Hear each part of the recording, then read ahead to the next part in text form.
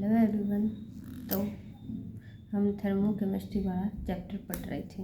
तो हमारा next topic है स्टैंडर्ड एंथैल्पी ऑफ फॉर्मेशन। किसे डिनोट करेंगे? Delta H. स्टैंडर्ड के लिए ऊपर हम ये सुपरस्क्रिप्ट में छोटा निशान कर देते हैं और फॉर्मेशन के लिए F. It is the enthalpy change when one mole of a compound is formed from its constituent element present in their standard state।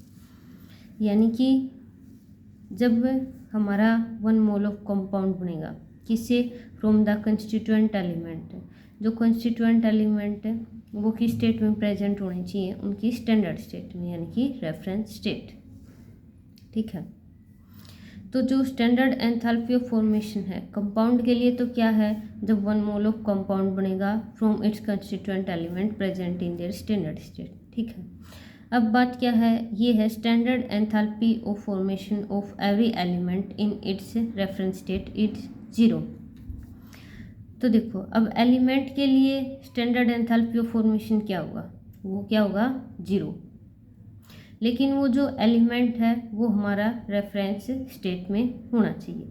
अब मैंने जो पहले वीडियो डाली है इस चैप्टर की, उसमें बताया है कि जो स्टैंडर्ड स्टेट है किसी भी एलिमेंट की क्या होती है कि रूम टेम्परेचर पर एंड 1 बार प्रेशर पर जो एलिमेंट की मोस्ट स्टेबल स्टेट होती है उसको ही हम रेफरेंस स्टेट या स्टैंडर्ड स्टेट बोलते हैं।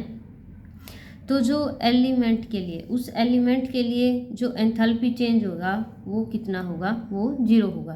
तो भाई ये इस स्टेटमेंट से डायरेक्ट क्वेश्चन आता है, आपको एग्जांपल दे देगा कि एग्जामिनर किसके लिए स्टैंडर्ड एंथैल्पी ऑफ फॉर्मेशन 0 है और किसके लिए नॉन 0। तो मैंने बताया था कि जो ऑक्सीजन है अपने पास, उसका क्या है?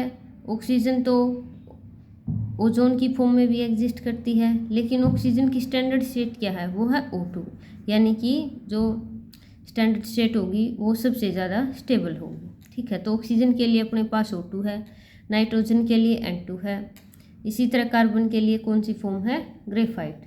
देखो, कार्बन एग्जिस्ट तो डायमंड की फॉर्म में भी करता है, फुल्डेन की फॉर्म में भी करता है, और भी इसकी एलोट्रोपिक फॉर्म होती है। लेकिन स्टैंडर्ड स्टेट यानी कि जो सबसे ज़्यादा स्टेबल कौन सी है? ग्रेफाइट है। तो जब आपसे किसी भी एलिमेंट के लिए उसकी स्टैंडर्ड स्टेट में एंथैल्पी ऑफ फॉर्मेशन पूछे तो हमें क्या आंसर देना है? वो 0 है। मैंने इसे पहले वाली वीडियो में बताया है कि किस एलिमेंट के लिए कौन सी स्टैंडर्ड स्टेट है और उसके लिए एंथैल्पी ऑफ फॉर्मेशन होगा 0। अब कंपाउंड के लिए 0 नहीं होता। ये क्या है? सिर्फ प्योर एलिमेंट के लिए स्टैंडर्ड एंथैल्पी ऑफ फॉर्मेशन होता है 0, लेकिन हम कोई कंपाउंड बनाएंगे उसके लिए एंथैल्पी ऑफ फॉर्मेशन 0 नहीं होता। देखो, जैसे H2 है। अब कंपाउंड का क्या होता है? कंपाउंड में एक से ज़्यादा टाइप के एटम मिलेंगे। जैसे H2 है, H2 रूम टेम्परेचर पर किस फॉर्म में एग्जिस्ट करता है? लिक्विड फॉर्म में, यानी कि ये वाटर की स्टैंडर्ड स्टेट है। इसके लिए जो एंथैल्पी ऑफ फॉर्मेशन है वो अपने पास 285.8 किलो जूल। अब देखो, मैंने डेफिनेशन में बताया है कि हमारे पास 1 मोल ऑफ कंपाउंड बनेगा और जो इसके कंस्टिट्यूएंट एलिमेंट होंगे वो हमारे पास स्टैंडर्ड स्टेट में होने चाहिए।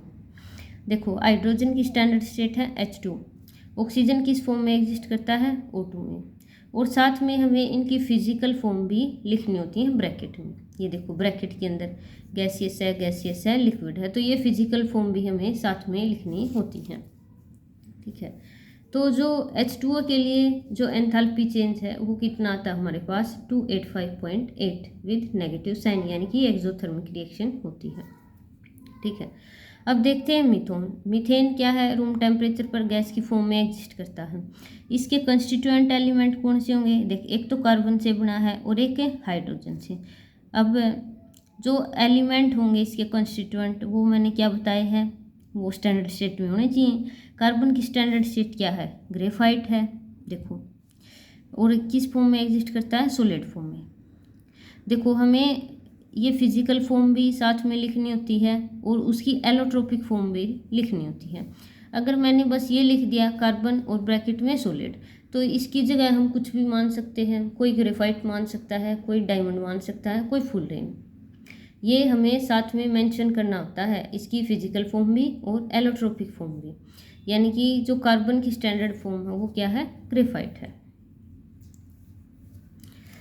और अब क्या है, यहाँ 4 हाइड्रोजन एटम है तो यहाँ भी 4 होने चाहिए, 1 कार्बन है तो 1 कार्बन। तो ये डेफिनेशन होती है, जो कंपाउंड है वो कितना मोल बनेगा, 1 मोल ऑफ कंपाउंड बनेगा, और जो कंस्टिट्यूएंट एलिमेंट होंगे वो उनकी स्टैंडर्ड स्टेट में होंगे। ठीक है, तो डायरेक्ट क्वेश्चन आ जाता है कि कौन सी इक्वेशन आपकी सही है और कौन सी गलत है। अब जैसे इथेनॉल है, इथेनॉल रूम टेम्परेचर पर लिक्विड फॉर्म में एग्जिस्ट करता है। इसमें 2 कार्बन हैं और 6 कितने हैं, हाइड्रोजन और 1 ऑक्सीजन। तो कार्बन की स्टैंडर्ड स्टेट क्या होगी, ग्रेफाइट। 2 कार्बन है तो 2, इक्वेशन भी हमारी बैलेंस होनी चाहिए। अब 6 हाइड्रोजन है तो हमें 3 मॉलिक्यूल लेने पड़ेंगे। अब 1 ऑक्सीजन है तो 1 ऑक्सीजन लेनी पड़ेगी। O2 क्या है, मतलब पूरा मोल है, 1/2 से डिवाइड कर देंगे तो आधा मोल ऑक्सीजन, यानी कि आधा मोल। ठीक है, ये है इसका एंथैल्पी ऑफ फॉर्मेशन। तो अगर एलिमेंट के लिए पूछता है वो क्या आएगी, 0। वो भी एलिमेंट की कब पूछेगा, जब एलिमेंट उसकी स्टैंडर्ड स्टेट में दे रखा है। यानी कि कोई भी एलिमेंट है उसकी स्टैंडर्ड स्टेट में कोई एंथैल्पी ऑफ फॉर्मेशन पूछ ले तो वो आएगी 0। लेकिन कंपाउंड के लिए 0 नहीं होती। अब देखिए ये क्वेश्चन है, ये अपने पास क्या है, कैल्शियम कार्बोनेट है। ठीक है, कैल्शियम कार्बोनेट है, सॉलिड फॉर्म में एग्जिस्ट करता है। अब मेरे को ये बताओ कि ये रिएक्शन क्या ये सही लिखी गई है, क्या ये कैल्शियम कार्बोनेट के लिए स्टैंडर्ड एंथैल्पी ऑफ फॉर्मेशन है या नहीं। तो एक बार सोचो वीडियो को पॉज करके। अब मैंने बताया था कि 1 मोल ऑफ कंपाउंड बनना चाहिए, हाँ 1 मोल बना है। क्या कैल्शियम ऑक्साइड की फॉर्म में एग्जिस्ट करता है, नहीं। कैल्शियम की कैसे एग्जिस्ट करता है, कैल्शियम तो ऐसे एग्जिस्ट करता है, मेटल है, सॉलिड फॉर्म में एग्जिस्ट करता है। और इसमें 1 कार्बन प्रेजेंट है। क्या कार्बन की स्टैंडर्ड स्टेट CO2 है, नहीं। कार्बन कैसे एग्जिस्ट करता है, कार्बन ग्रेफाइट और साथ में लिखेंगे सॉलिड। ठीक है, अब है ऑक्सीजन है, ऑक्सीजन की स्टैंडर्ड स्टेट क्या है, O2 है, वो तो कहीं लिखी ही नहीं। यानी कि ये जो इक्वेशन लिखी गई है इसको हम ये नहीं बोल सकते कि ये कैल्शियम कार्बोनेट की एंथैल्पी ऑफ फॉर्मेशन की रिएक्शन लिखी गई है। ठीक है, तो यही पूछना था। ये सीधी क्या है, ये बस एसिड बेस की रिएक्शन है। ये अपने पास एसिडिक ऑक्साइड है और ये बेसिक ऑक्साइड है, दोनों ने कंबाइन करके ये एक न्यूट्रल ऑक्साइड बना लिया। तो ये क्वेश्चन पूछने का मेरा बस यही मकसद था कि 1 मोल ऑफ कंपाउंड होना चाहिए और जो कंस्टिट्यूएंट एलिमेंट होते हैं वो उनकी स्टैंडर्ड स्टेट में होने चाहिए, जो कि इस रिएक्शन में नहीं है। इसके लिए क्या रिएक्शन होगी, कैल्शियम सॉलिड में कार्बन की फॉर्म ग्रेफाइट इन सॉलिड और हमारे पास ऑक्सीजन, ये हो गई अपने पास ऑक्सीजन। ठीक है, अब मेरे को 3 ही ऑक्सीजन लेनी है तो इसको मल्टीप्लाई कर देंगे हम 3/2 से। 2 से 2 कैंसिल हो जाएगा और 3 ऑक्सीजन रह जाएंगे और 3 ही इसमें है। तो ऐसे लिखते हैं किसी भी कंपाउंड के लिए, जो उसके फॉर्मेशन के लिए इक्वेशन लिखी जाएगी वो ऐसे लिखी जाती है। अब एक ये नेक्स्ट क्वेश्चन है। अब इन चारों में से ये बताना है कि HBr की फॉर्मेशन के लिए कौन सी रिएक्शन सही है। ठीक है, अब फिर से डेफिनेशन पे जाओ। डेफिनेशन में क्या लिखा है, 1 मोल ऑफ कंपाउंड बनना चाहिए। इसमें बने हैं 2 मोल, इसमें बने हैं 2 मोल, तो ये तो वैसे ही कैंसिल हो गई। अब बात रहेगी HBr की, 1 मोल यहाँ है, 1 मोल यहाँ है। अब क्या देखेंगे, कंस्टिट्यूएंट एलिमेंट देखेंगे, किससे बनेगा, ये H2 से बनेगा और Br से बनेगा। और जो एलिमेंट हम किस में होने चाहिए, स्टैंडर्ड स्टेट में। अब जो ब्रोमीन के लिए स्टैंडर्ड स्टेट क्या है, वो लिक्विड है, H2 के लिए गैस है। मैंने जितने भी एलोजन्स हैं पहली वीडियो में सबकी बताई है और जितने भी एलिमेंट हैं उनकी भी बता रखी है कि कौन सी स्टैंडर्ड स्टेट है, तो आप जाके उस वीडियो को देख सकते हो। तो ब्रोमीन की स्टैंडर्ड स्टेट है लिक्विड। अब आप देखो ब्रोमीन, इस रिएक्शन में तो ब्रोमीन ले लिया गैसियस फेज में, लेकिन ये तो ब्रोमीन की स्टैंडर्ड स्टेट नहीं है, तो ये ऑप्शन कैंसिल। अब इसमें देखो ब्रोमीन किस में है, लिक्विड में है, और हाइड्रोजन किस में है, गैस में है, और क्या बन गया, HBr, 1 मोल ही बना है। अब एक हाइड्रोजन है तो इस साइड भी 1 मोल ऑफ हाइड्रोजन है, 2 से 2 कैंसिल हो जाएगा, क्या बचेगा, 1 मोल ऑफ हाइड्रोजन।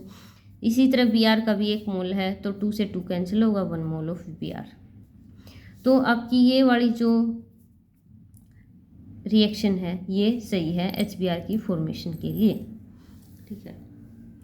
अब इसने ये भी पूछ लिया कि डेल्टा H में, मतलब डेल्टा H की वैल्यू क्या होगी HBr के लिए।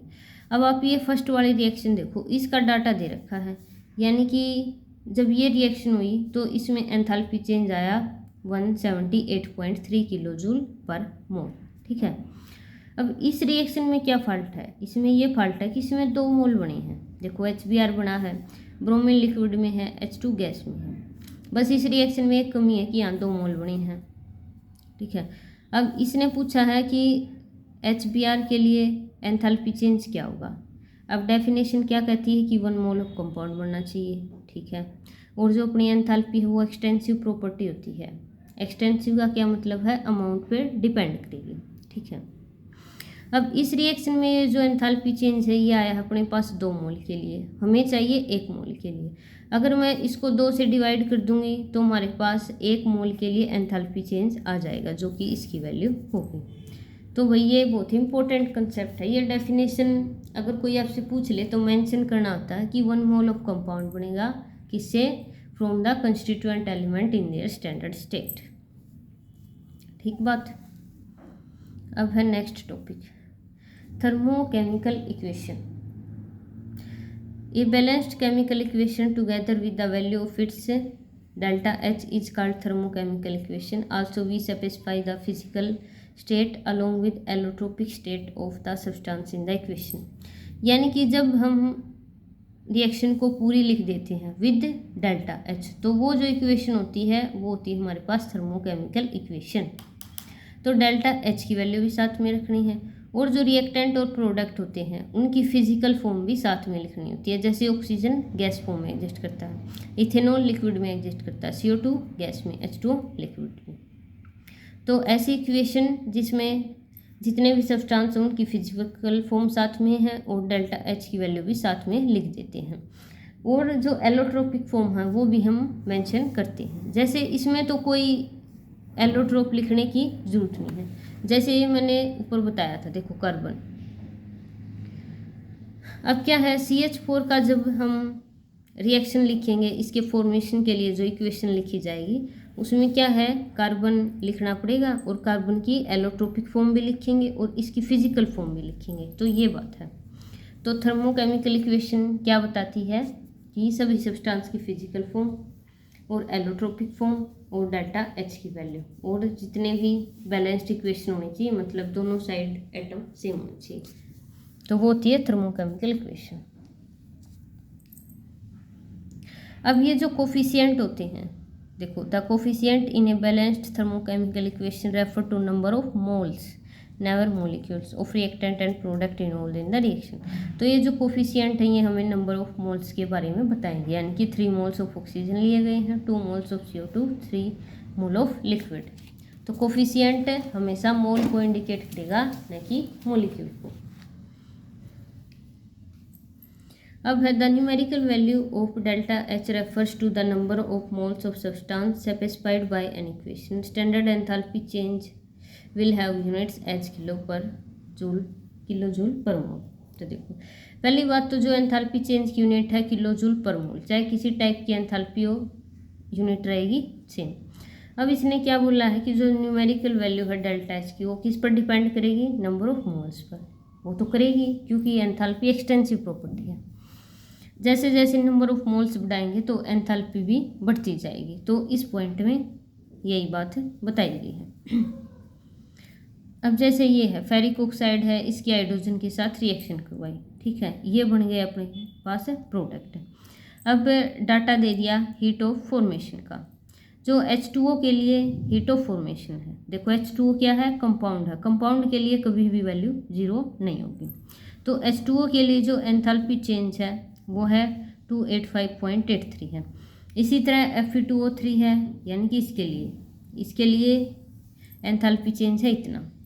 अब देखो Fe क्या है, Fe तो अपनी स्टैंडर्ड स्टेट में प्रेजेंट है, तो इसके लिए वैल्यू क्या होगी, 0 होगी। अब यहाँ तो मैंने लिख दिया कि इनके लिए 0 होगी, एग्जामिनर तो सिर्फ इन दो की दे देता है और पूछ लेता है, डेल्टा एच निकलवा लेगा रिएक्शन का, फिर वो हमें खुद ही देखना होता है, जो भी एलिमेंट अपनी स्टैंडर्ड स्टेट में प्रेजेंट होगा उसके लिए वैल्यू 0 होगी। तो Fe के लिए वैल्यू 0 है, इसी तरह H2 के लिए 0 है। अब इसका डेल्टा एच निकाला हमने। अब जब भी फॉर्मेशन का डाटा होता है तो हम क्या करते हैं, प्रोडक्ट माइनस रिएक्टेंट, तो आप इसमें वैल्यू रखोगे। अब प्रोडक्ट माइनस रिएक्टेंट तो 3H2O है, यानी कि इसकी 3 से मल्टीप्लाई करेंगे क्योंकि एंथैल्पी क्या है, एक्सटेंसिव प्रॉपर्टी। अब इसकी वैल्यू 0 हो गई और रिएक्टेंट में क्या है, सिर्फ Fe2O3 1 मोल, तो ये एज इट इज़ 1 मोल लिख दिया। ठीक है, तो इस रिएक्शन के लिए एंथैल्पी चेंज आया हमारे पास इतना, -33.3 किलो जूल पर मोल। ठीक है, अब सेम इक्वेशन है, देखो सेम इक्वेशन है, इसमें सिर्फ हमने क्या किया, जितने भी मोल्स थे वो सारे आधे कर दिए। देखो अब यहाँ तो क्या है, Fe2O3 का 1 मोल लिया गया है ना, Fe2O का 1 मोल है, यहाँ 3 मोल है, आयरन के 2 हैं, इसका 3 है। अब हमने इक्वेशन को इस तरह से बैलेंस कर दिया कि हमने Fe2O3 का आधा मोल, यानी कि जो क्वांटिटी है वो हमने आधी ले ली अब की बार। ठीक है, अब H2 था, इसका 3 का हाफ क्या होगा, 3/2 होगा। 2 मोल थे पहले आयरन के, तो इसका आधा क्या होगा, 1 मोल है। इसी तरह H2O है, यहाँ 3 मोल थे, हमने यहाँ ले लिया 3/2। तो यानी कि अब हमने जो मोल्स की अमाउंट है वो आधी ले है पहले से। अब इसका जो एंथैल्पी चेंज होगा, उसका एंथैल्पी चेंज, अब देखो मैंने क्या बताया था, एंथैल्पी एक्सटेंसिव प्रॉपर्टी है, मोल्स बढ़ेंगे तो एंथैल्पी भी बढ़ेगी। अब मोल्स घटे हैं तो एंथैल्पी भी घटेगी। अब देखो, अब वही है, फिर हीट ऑफ फॉर्मेशन का डाटा गिवन है, तो हम क्या करेंगे, प्रोडक्ट माइनस रिएक्टेंट, इसकी तो हो जाएगी 0 और इसकी भी 0। अब रह गया H2। देखो H2O के लिए वैल्यू कितनी है, ये है -285.83। ये वैल्यू किसके लिए है, ये वैल्यू है 1 मोल के लिए। अब H2O का यहाँ कितना है, ठीक है, ये वैल्यू है 1 मोल के लिए। अब हमें तो ये 1.5 यानी कि 1.5 मोल प्रेजेंट है, तो इस 3/2 से इसको मल्टीप्लाई करेंगे तो इतनी अमाउंट के लिए हमारी डेल्टा एच निकल आएगी। यानी कि मैंने पहले वीडियो में बताया कि जो भी कोफिशिएंट है उनको हम साथ में मल्टीप्लाई करेंगे, वो इसीलिए करते हैं क्योंकि एंथैल्पी एक्सटेंसिव प्रॉपर्टी है। ये वैल्यू हमारे पास 1 मोल के लिए थी, हमें चाहिए 3/2 के लिए, तो इसको 3/2 से मल्टीप्लाई करके लिख देंगे। ठीक है, अब इसी तरह इसके लिए 0 है। अब रह गया Fe2O3, ये वैल्यू है हमारे पास 1 मोल के लिए, हमें वैल्यू चाहिए आधे मोल के लिए, तो 1/2 से मल्टीप्लाई कर देंगे। और जब हमने इस रिएक्शन के लिए डेल्टा एच कैलकुलेट किया, वो आया -16.6, यानी कि यहाँ वैल्यू आई थी इतनी और यहाँ आई है इसकी आधी तो आएगी। अब यहाँ से क्या प्रूव हो गया कि जो एंथैल्पी है वो हमारे पास क्या है, एक्सटेंसिव प्रॉपर्टी। देखो यूनिट है, यूनिट यहाँ भी सेम रहेगी, किलो जूल पर मोल, ये ऐसा यूनिट है। मैंने क्या बोला है, जो न्यूमेरिकल वैल्यू है वो इंडिकेट करती है नंबर ऑफ मोल्स के बारे में। अब यह क्या है, एंथैल्पी आधी हो गई है, यानी कि हमारे मोल्स भी आधे हो गए हैं। तो जो न्यूमेरिकल वैल्यू है डेल्टा एच की वो हमें मोल्स के बारे में बताती है। यूनिट यहाँ भी सेम रहेगी, ये नहीं है कि अब यहाँ एंथैल्पी आधी हो गई है तो मोल भी 1/2 हो जाएगा, नहीं, ऐसा नहीं होगा। जो सिर्फ न्यूमेरिकल वैल्यू है वो नंबर ऑफ मोल्स के बारे में बताएगी। तो ये था,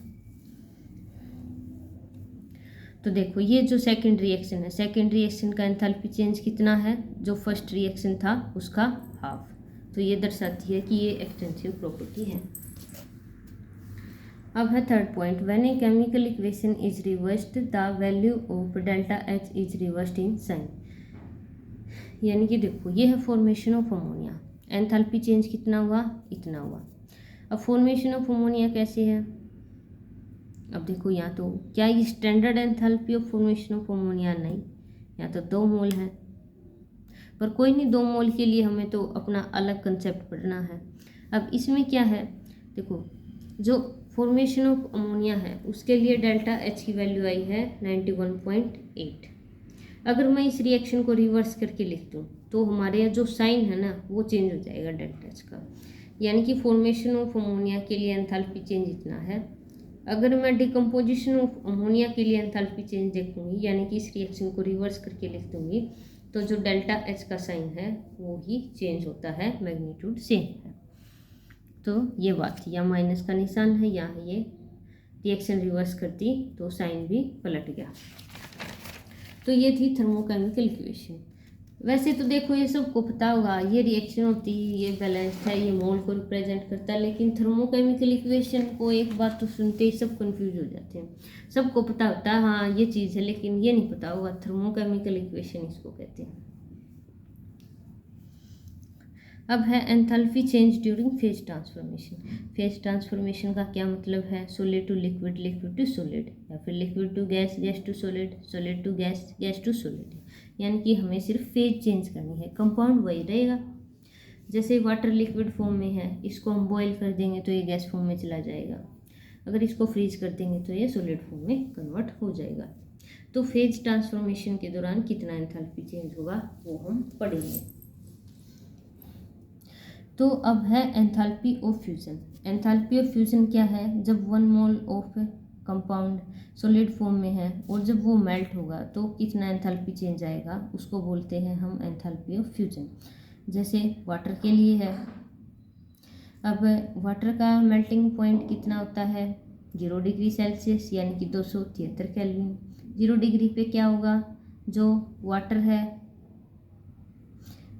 और लिक्विड फॉर्म है वो दोनों इक्विलिब्रियम में रहती हैं, यानी कि जो सॉलिड फॉर्म है वो लिक्विड फॉर्म में कन्वर्ट हो जाएगी 0 डिग्री सेल्सियस पे, ठीक है। तो ये अपने पास एंथैल्पी ऑफ फ्यूजन, ये हमेशा एंडोथर्मिक होती है, क्योंकि देखो लिक्विड फॉर्म में तो क्या है, मॉलिक्यूल्स के पास बहुत ज़्यादा एनर्जी होती है, लेकिन सॉलिड फॉर्म में कम है, तो ये इसलिए एंडोथर्मिक है, ठीक है। नेक्स्ट है एंथैल्पी ऑफ वेपोराइजेशन, यानी कि अब 1 मोल ऑफ लिक्विड को हम गैस में कन्वर्ट करेंगे। तो वाटर के लिए जो एंथैल्पी ऑफ वेपोराइजेशन है कितने डिग्री सेल्सियस पर, लिक्विड मतलब वाटर है कब गैसियस फेज में बदलता है 100 डिग्री सेल्सियस पर, यानी कि 373 केल्विन। तो हमारे पास वेपोराइजेशन ये भी हमेशा एंडोथर्मिक होती है। अब है एंथैल्पी ऑफ सब्लिमेशन, यानी कि अब क्या होगा, जो सीधा सॉलिड है वो गैस में चला जाता है। देखो जो सॉलिड CO2 होती है, देखो वैसे तो CO2 गैस है रूम टेम्परेचर पर, लेकिन हम किसी भी फेज को अटेन कर सकते हैं बाय मेंटेनिंग टेम्परेचर प्रेशर। जो सॉलिड CO2 है उसको हम बोलते हैं ड्राई आइस, और ये क्या है, डायरेक्ट गैस में कन्वर्ट होती है, लिक्विड में नहीं हुई, सीधी सॉलिड से गैस में जाएगी। तो जो एंथैल्पी चेंज होगा उसको हम बोल देंगे डेल्टा एच सब्लिमेशन। जो भी एंथैल्पी है, देखो डेल्टा इंडिकेट करेगा चेंज, ये एंथैल्पी ये इंडिकेट कर रहा है, ये मतलब सर्कल हाई की स्टैंडर्ड स्टेट है, और नीचे लिख देंगे सबस्क्रिप्ट में सब्लिमेशन, यानी कि सब्लिमेशन को इंडिकेट कर रहा है। ये VAP लिख दिया तो ये वेपोराइजेशन को इंडिकेट कर रहा था, और ये फ्यूजन को इंडिकेट कर रहा है, देखो ये फ्यूजन को, ठीक है। अब क्या है, जब लिक्विड गैस में कन्वर्ट हुआ तो जो एंथैल्पी चेंज आया वो आया पॉजिटिव। इसी तरह जब गैस है लिक्विड में कन्वर्ट होगा तो इस रिएक्शन के लिए एंथैल्पी चेंज कितना हो जाएगा -40। जब हम रिएक्शन को रिवर्स कर देते हैं तो जो डेल्टा एच का मैग्नीट्यूड सेम रहता है, साइन बदल जाता है, तो ये बात है, ठीक है। इसी तरह ये है, सॉलिड CO2 है वो किस में कन्वर्ट हो जाएगी, गैस में, कितने टेम्परेचर पर 195 केल्विन पर। अब ये एंथैल्पी किस पर डिपेंड करती है, ये डिपेंड करती है इंटरमोलिकुलर फोर्स पर। जैसे देखो अब हमें पता है वाटर मॉलिक्यूल है, इनके बीच में क्या है, हाइड्रोजन बॉन्डिंग है, और एक हमारे पास एसीटोन है, दोनों लिक्विड हैं। एसीटोन में क्या होती है, डाइपोल डाइपोल इंटरेक्शन होती है मॉलिक्यूल्स के बीच में। जो हाइड्रोजन बॉन्डिंग है वो स्ट्रॉन्ग होती है। तो अब हमारे पास एक तो वाटर है, एक एसीटोन है, दोनों को वेपोराइज करना है, यानी कि दोनों को गैसियस फॉर्म में लाना है। तो अब क्या है, वाटर में ज़्यादा स्ट्रॉन्ग इंटरेक्शन है मॉलिक्यूल्स के बीच में, तो क्या होगा, यहाँ ज़्यादा एनर्जी लगेगी और एसीटोन में कम लगेगी। तो डेल्टा एच किस पर डिपेंड करेगा, इंटरमोलिकुलर फोर्स पर। जितने ज़्यादा स्ट्रॉन्ग इंटरमोलिकुलर फोर्स होंगे उतना ही जो एंथैल्पी ऑफ वेपोराइजेशन है उस लिक्विड का ज़्यादा हो जाएगा। तो इसीलिए वाटर का एंथैल्पी ऑफ वेपोराइजेशन वो एसीटोन से ज़्यादा होता है। अब ये क्वेश्चन है एक, ए swimmer coming out from A pool is covered with A film of water weighing about 18 gram. How much heat must be supplied to evaporate this water at 298 Kelvin? Calculate the delta U of vaporization at 298 Kelvin. ठीक है। अब क्या है, कोई गोताखोर है, पानी में था, पानी से बाहर आया, तो उसके शरीर पर क्या है, पानी तो है। अब ये तो है नहीं कि बिल्कुल सूखा निकलेगा, उसके शरीर पर कुछ अमाउंट ऑफ पानी है। तो इसने बता दिया कि 18 ग्राम पानी है उसके शरीर पर।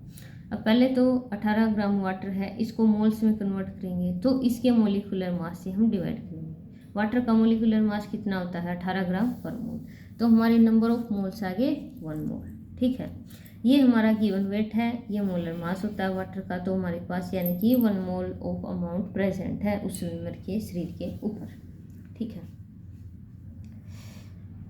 अब क्या है, इसने पूछ लिया कि कितनी एनर्जी देनी पड़ेगी उससे वाटर को इवापोरेट करने के लिए।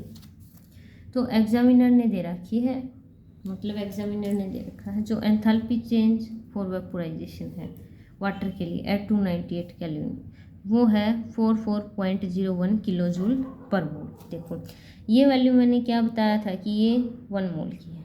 ठीक है,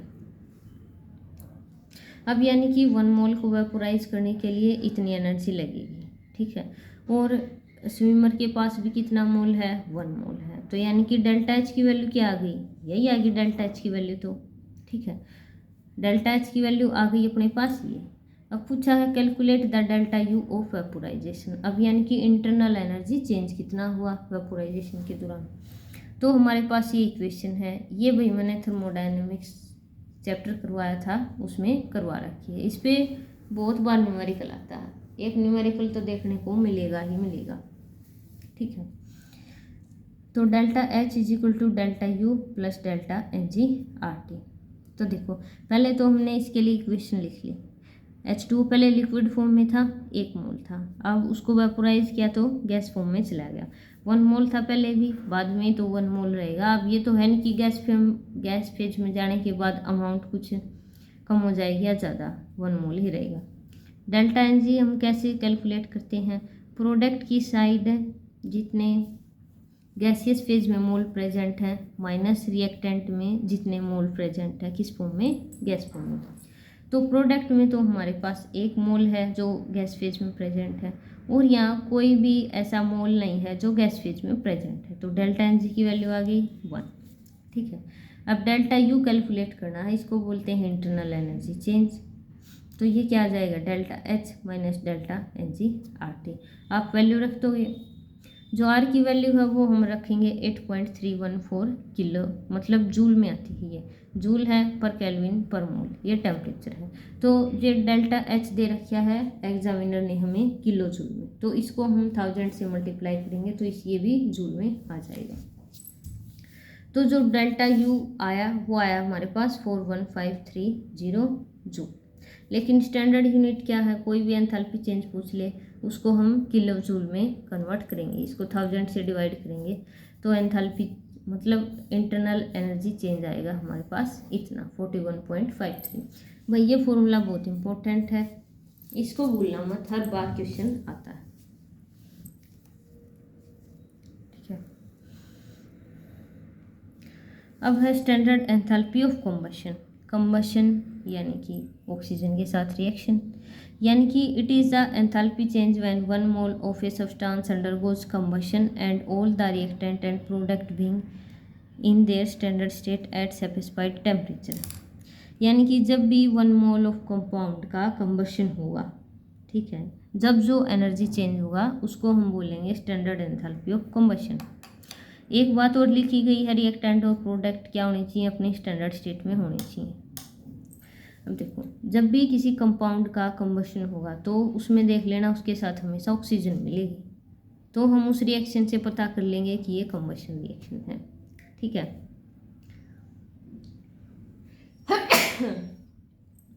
तो ये है अपने पास ब्यूटेन, इसको हम कुकिंग गैस भी बोलते हैं क्योंकि ये सिलेंडर में होती है, मतलब मेजर पोर्शन ब्यूटेन का ही होता है।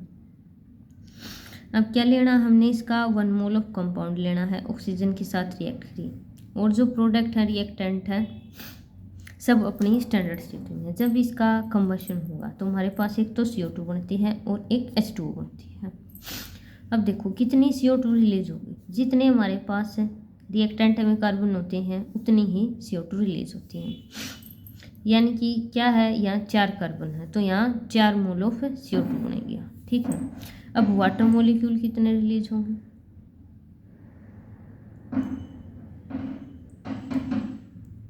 अब देखो इसमें रिएक्टेंट में कितने हाइड्रोजन हैं, 10 हाइड्रोजन है। 10 हाइड्रोजन से हमारे पास कितने H2O बन सकते हैं, 5 H2O, तो 5 H2O। तो जब भी कंबशन का आ जाए, आपको बैलेंस करना नहीं आता है तो बैलेंस इस तरीके से हो जाएगा। कंबशन वाले रिएक्शन तो ऐसे ही बैलेंस होंगे, जितने रिएक्टेंट में कार्बन होंगे उतने तो CO2 मॉलिक्यूल आएंगे, और जितनी हाइड्रोजन होगी उसका आधा करके हमारे पास H2O मॉलिक्यूल आएंगे, ठीक है। और देखो H2O अपनी स्टैंडर्ड स्टेट में है, CO2 भी अपने में है, O2 भी स्टैंडर्ड स्टेट में है, और ये अपनी गैस होती है। तो जब 1 मोल ऑफ कंपाउंड का कंबशन होगा तो जो एनर्जी रिलीज होगी उसको हम बोल देंगे स्टैंडर्ड एंथैल्पी ऑफ कंबशन। अब हम सबस्क्रिप्ट में क्या लगा देंगे, सी इंडिकेट करता है कंबशन। तो जितनी भी कंबशन रिएक्शन होती हैं वो हमेशा एक्सोथर्मिक होती हैं, चाहे आप कोई भी देख लेना। अब जैसे ये है ग्लूकोज, हम खाना खाते हैं, ये रिएक्शन होती है हमारे अंदर, ठीक है। ये अपने पास ग्लूकोज है, ऑक्सीजन के साथ कंबाइन करेगी, CO2 गैस रिलीज होगी, वाटर, और ये एनर्जी, इस एनर्जी से हम क्या करते हैं, काम करते हैं, ठीक है। अब क्या है, 6 कार्बन है तो हमारे पास 6 मोल ऑफ CO2 बनेंगे। अब कितनी है, 12 हाइड्रोजन, तो यानी कि 6 मोल ऑफ H2O फॉर्म होगा, जो कि ये लिख रखा है। तो ये है स्टैंडर्ड एंथैल्पी ऑफ कंबशन, यानी कि 1 मोल का कंबशन होगा और सारे रिएक्टेंट और प्रोडक्ट होंगे अपने स्टैंडर्ड स्टेट में होंगे, तो जो एंथैल्पी चेंज आएगा उस रिएक्शन का उसको हम बोल देंगे स्टैंडर्ड एंथैल्पी ऑफ कंबशन। तो ये ध्यान रखना होता है कि 1 मोल ऑफ कंपाउंड इन मोल है, वो एलिमेंट है अपनी स्टैंडर्ड स्टेट में है, तो यही तो होता है इनका मतलब। ऐसे ही बच्चों का क्वेश्चन गलत हो जाता है, ये ध्यान तो रहता नहीं कि 1 मोल लेना है और सारे स्टैंडर्ड स्टेट में होने चाहिए। अब नेक्स्ट है enthalpy of atomisation. Enthalpy of atomisation है तो हम सबस्क्रिप्ट में लिख देंगे A, डेल्टा H0, और ये A लिख देंगे। It is the enthalpy change in breaking 1 mole of bond completely to obtain atoms in gas phase. यानी कि अब हम 1 मोल ऑफ बॉन्ड का क्या करेंगे, 1 मोल ऑफ बॉन्ड है उसको हम ब्रेक करेंगे ताकि जो एटम्स हैं वो मिले, किसमें, गैसेस फेज में। तो अब यहाँ खास बात क्या है, 1 मोल ऑफ बॉन्ड लेना है और जो हमारे पास एटम्स आएंगे प्रोडक्ट की साइड वो हमेशा गैस फेज में होंगे। तो ये भी हमेशा एंडोथर्मिक होती है क्योंकि सिग्मा बॉन्ड स्ट्रॉन्ग है, बॉन्ड को तोड़ने के लिए एनर्जी लगेगी, और जो प्रोडक्ट होंगे वो हमेशा गैसियस होंगे। अगर प्रोडक्ट गैसियस नहीं है तो वो फिर आपकी एंथैल्पी ऑफ एटोमाइजेशन नहीं है, वो फिर कुछ और ही रिएक्शन आपकी है। अब देखो जैसे H2 मॉलिक्यूल है, ठीक है, अब ये देखो सिग्मा बॉन्ड प्रेजेंट है, इस बॉन्ड को तोड़ने के लिए कितनी एनर्जी लगेगी उसको हम बोलेंगे एंथैल्पी ऑफ एटोमाइजेशन है। अब क्या है, ये 1 मोल ऑफ H2 है तो इसमें जो बॉन्ड प्रेजेंट है ये भी 1 मोल ऑफ बॉन्ड होगा, तो इसको तोड़ने में जो एनर्जी लगेगी वो होगी enthalpy of atomization, always endothermic, so positive sign. अब इसको डिसोसिएट करने से क्या मिलेंगे, हमारे पास 2 मोल ऑफ हाइड्रोजन एटम मिलेंगे, यानी कि गैसीय स्टेट में। अब इसी तरह Cl2 है, Cl2 में भी क्या है, एक सिग्मा बॉन्ड प्रेजेंट है, इसको तोड़ेंगे 1 मोल ऑफ क्या है, सिग्मा बॉन्ड है, हमारे पास क्या मिलेंगे 2 mole of chlorine atom in gaseous phase always endothermic. तो ये होता है एंथैल्पी ऑफ एटोमाइजेशन, ठीक है, यानी कि हमें बाद में क्या मिलेंगे, एटम्स मिलेंगे गैसियस फेज में। In case of diatomic molecules, enthalpy of atomization and bond dissociation enthalpy have same values। यानी कि क्या लिखा है, डायटोमिक मोलिक्यूल्स में जो एंथैल्पी ऑफ एटोमाइजेशन है और बॉन्ड डिसोसिएशन एंथैल्पी उनकी सेम वैल्यू होती है। अब बॉन्ड डिसोसिएशन एंथैल्पी क्या होती है, किसी भी बॉन्ड को तोड़ने के लिए कितनी एनर्जी लगेगी, उसको हम बोलते हैं बॉन्ड डिसोसिएशन एंथैल्पी। अब देखो H2 और Cl2 क्या है, डायटोमिक मोलिक्यूल्स हैं, ठीक है। अब एंथैल्पी ऑफ एटोमाइजेशन क्या था, हमें इस बॉन्ड को तोड़ना था और हमें एटम्स चाहिए थे गैसियस फेज में, और बॉन्ड डिसोसिएशन एंथैल्पी भी यही होता है कि हमें 1 मोल ऑफ कोवैलेंट बॉन्ड को तोड़ना होता है। तो डायटोमिक मॉलिक्यूल्स के केस में भी एंथैल्पी ऑफ एटोमाइजेशन का मेन फोकस ये होता है कि जो हमारे प्रोडक्ट आएंगे वो हमें एटम्स मिलेंगे, ठीक है। ये है हमारे पास पूरा मॉलिक्यूल। मॉलिक्यूल और एटम में डिफरेंस है, मॉलिक्यूल में तो क्या है, एक से ज़्यादा एटम कंबाइन करके मिलते हैं, और एटम क्या होता है, अकेला फ्री एटम। तो डायटोमिक मॉलिक्यूल्स के केस में क्या है, वही enthalpy of atomisation and bond dissociation enthalpy same value, ठीक है। अब आ गया अपने पास CH4 यानी कि मीथेन गैस। अब इसका एंथैल्पी ऑफ एटोमाइजेशन क्या होगा, यानी कि हमें 4 तो हाइड्रोजन एटम मिलेंगे और 1 कार्बन एटम मिलेगा, ठीक है। तो इसका एटोमाइजेशन ये होगा 1665.0 किलोजूल पर मोल। ये जो चीज़ लिखी ये सिर्फ डायटोमिक्स मॉलिक्यूल पर लागू होती है। अब आप यहाँ नहीं कह सकते कि ये जो एंथैल्पी ऑफ एटोमाइजेशन है ये इसकी बॉन्ड डिसोसिएशन एंथैल्पी, नहीं, या नहीं। अब ये है, देखो सोडियम है, अब क्या है, सोडियम का मेटालिक लैटिस होगा। अब ये तो है नहीं कि अकेला सोडियम घूम रहा है, ये अपने लैटिस में प्रेजेंट होगा, मेटल का लैटिस होता है। अब क्या है, अब इसको गैसियस फॉर्म में कन्वर्ट करना है, यानी कि हमें एक अकेला सोडियम एटम चाहिए। जब भी हमें अकेला सोडियम एटम या फिर कोई और एटम चाहिए तो उसके लिए हम यूज़ करते हैं एंथैल्पी ऑफ एटोमाइजेशन। तो जो मेटल लैटिस है, जब हम इसको एनर्जी देंगे तो हमारे पास इंडिविजुअल सोडियम एटम आ जाएंगे गैसियस फेज में, तो ये इसके लिए एंथैल्पी ऑफ एटोमाइजेशन है। अब आपने एक चीज़ और नोट की होगी, या तो सॉलिड है या तो गैस है, तो सब्लिमेशन हो गया, हाँ है वही, ये सब्लिमेशन। अब ये क्या है, ये जो रिएक्शन है, ये जो वैल्यू है, ये सोडियम के लिए सब्लिमेशन की वैल्यू भी बताती है और ये एंथैल्पी ऑफ एटोमाइजेशन भी बताती है। ये नहीं है कि एक रिएक्शन तो ये सिर्फ एक चीज़ को बताई, नहीं, ऐसी चीज़ नहीं है। देखो जैसे डायटोमिक मॉलिक्यूल में क्या था, enthalpy of atomisation and bond dissociation enthalpy equal थी। अब सोडियम के केस में क्या है, enthalpy of atomisation and sublimation equal है। अब आगे अपने पास बॉन्ड एंथैल्पी। बॉन्ड एंथैल्पी क्या बताया मैंने, सिग्मा बॉन्ड ब्रेक करना है, एनर्जी देनी पड़ेगी हमेशा एंडोथर्मिक। अब एक तो दो टर्म हमारे पास, एक तो है बॉन्ड डिसोसिएशन एंथैल्पी, एक होता है मीन बॉन्ड एंथैल्पी। अब आपका मीन वर्ड आते ही आप क्या समझते हो कि कई सारी वैल्यू हैं और हमने उनका मीन ले लिया है, तो ऐसी ही बात यहाँ है, ठीक है। जब आपके पास सिर्फ एक बॉन्ड होता है, एक बॉन्ड को तोड़ने के लिए जो एनर्जी लगती है, यानी कि बस एक टाइप का बॉन्ड है, तो उसके लिए हम यूज़ करते हैं बॉन्ड डिसोसिएशन एंथैल्पी। यानी कि डायटोमिक मॉलिक्यूल था, डायटोमिक मॉलिक्यूल यानी कि Cl था, देखो देखो ये रहा, ये Cl2 का मॉलिक्यूल है। इस बॉन्ड को तोड़ने के लिए, यानी कि सिर्फ एक बॉन्ड है ना इस मॉलिक्यूल के अंदर, तो इसके लिए हम यूज़ करेंगे bond dissociation enthalpy, refers to a specific bond in a molecule, ठीक है। अब आती है मीन बॉन्ड एंथैल्पी। मीन का क्या मतलब है, एक जैसे कई टाइप के बॉन्ड होंगे, ठीक है, उनका हम क्या ले लेंगे, मीन ले लेंगे। तो जैसे CH4 मॉलिक्यूल है, देखो भाई CH4,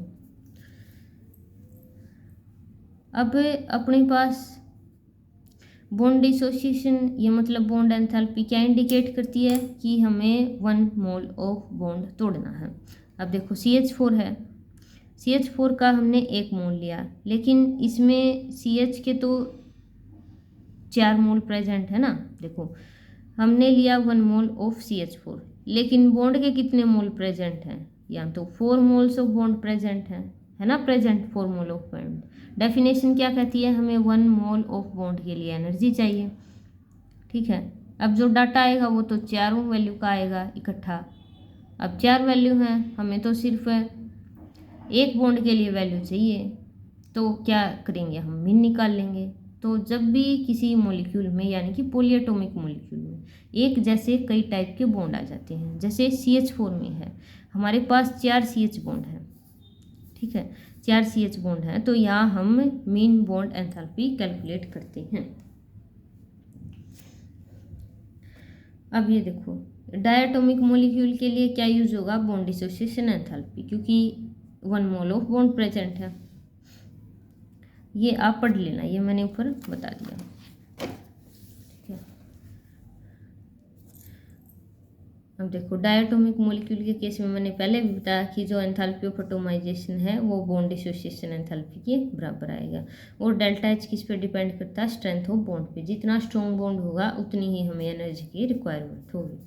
तो जो हेलोजेंस के केस में सबसे ज़्यादा बॉन्ड डिसोसिएशन एंथैल्पी है वो होती है क्लोरीन के लिए, उसके बाद Br2 के लिए, इसके बाद F2, फिर I2।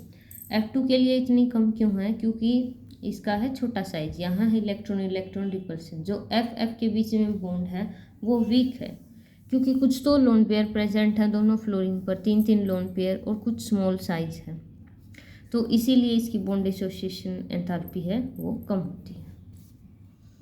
तो ये ट्रेंड भी बहुत बार पूछा जाता है कि इलेक्ट्रोनेगेटिविटी का ट्रेंड बताओ, बॉन्ड डिसोसिएशन एंथैल्पी का, ऑक्सीडाइजिंग पावर का, तो ये ध्यान से आपको करना होता है। और देखो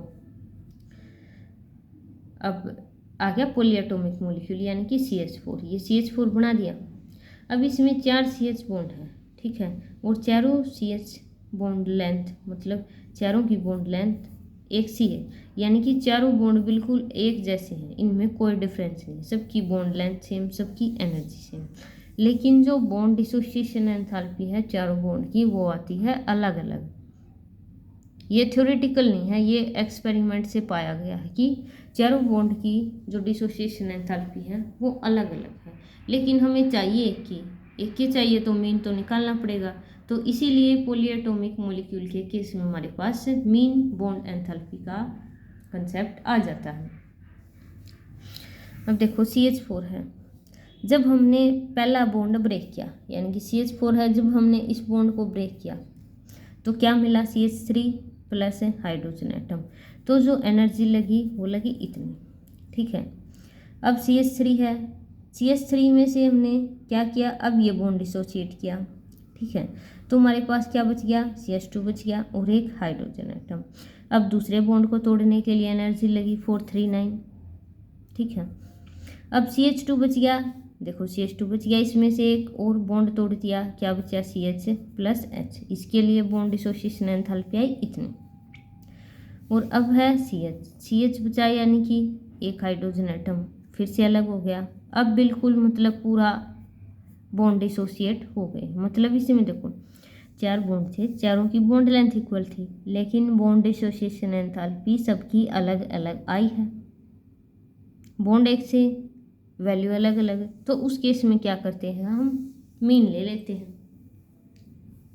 जब आप इन सबको ऐड करोगे, ये वैल्यू किसके बराबर आई, ये आई आपके पास है इसके 1665, और ये इसकी एंथैल्पी ऑफ एटोमाइजेशन होती है। देखो खास बात, क्या कंसेप्ट निकल के आएगा। तो देखो जब हमने चारों बॉन्ड की बॉन्ड डिसोसिएशन एंथैल्पी निकाली, वो आई अपने पास 1665, ठीक है। अब मैंने क्या बोला है कि 4 बॉन्ड हैं, सबकी अलग अलग वैल्यू है, तो हमें इसका मीन लेना पड़ेगा। जब हमने इसका मीन लिया यानी कि 4 से डिवाइड किया, तो हमारे पास वैल्यू आई निकल के 416 किलो जूल पर मोल। देखो ये है mean bond enthalpy for CH bond in CH4 molecule, ठीक है। और जब हमने इनको चारों को ऐड किया तो ये जो वैल्यू होती है ये होती है इसकी enthalpy of atomisation. Enthalpy of atomisation में क्या होता है, हमें जितने भी कंपाउंड में एटम होते हैं उन सबको अलग अलग करना पड़ता है। अब बात तो एक ही है, देखो एटोमाइजेशन में भी क्या है, सारे एटम हमने अलग अलग किए थे, और इस बॉन्ड डिसोसिएशन एंथैल्पी में भी क्या है, सारे एटम अलग हो गए। भले इसमें 4 स्टेप हैं, बात तो एक ही है, सारे एटम अलग हो गए हैं। बॉन्ड डिसोसिएशन किया तो भी सारे एटम अलग अलग हुए, और एंथैल्पी ऑफ एटोमाइजेशन में भी हम यहाँ यही बात पढ़ते हैं कि सारे एटम अलग अलग करने हैं। तो जो CH4 मॉलिक्यूल है उसके केस में जो एंथैल्पी ऑफ एटोमाइजेशन है, अगर हम उसको 4 से डिवाइड करते हैं तो हमारे पास मीन बॉन्ड एंथैल्पी की वैल्यू आ जाती है। तो भाई ये है concept bond dissociation enthalpy and mean bond dissociation enthalpy कब कब यूज होती है। इसी तरह हमारे पास BF3 मॉलिक्यूल होता है।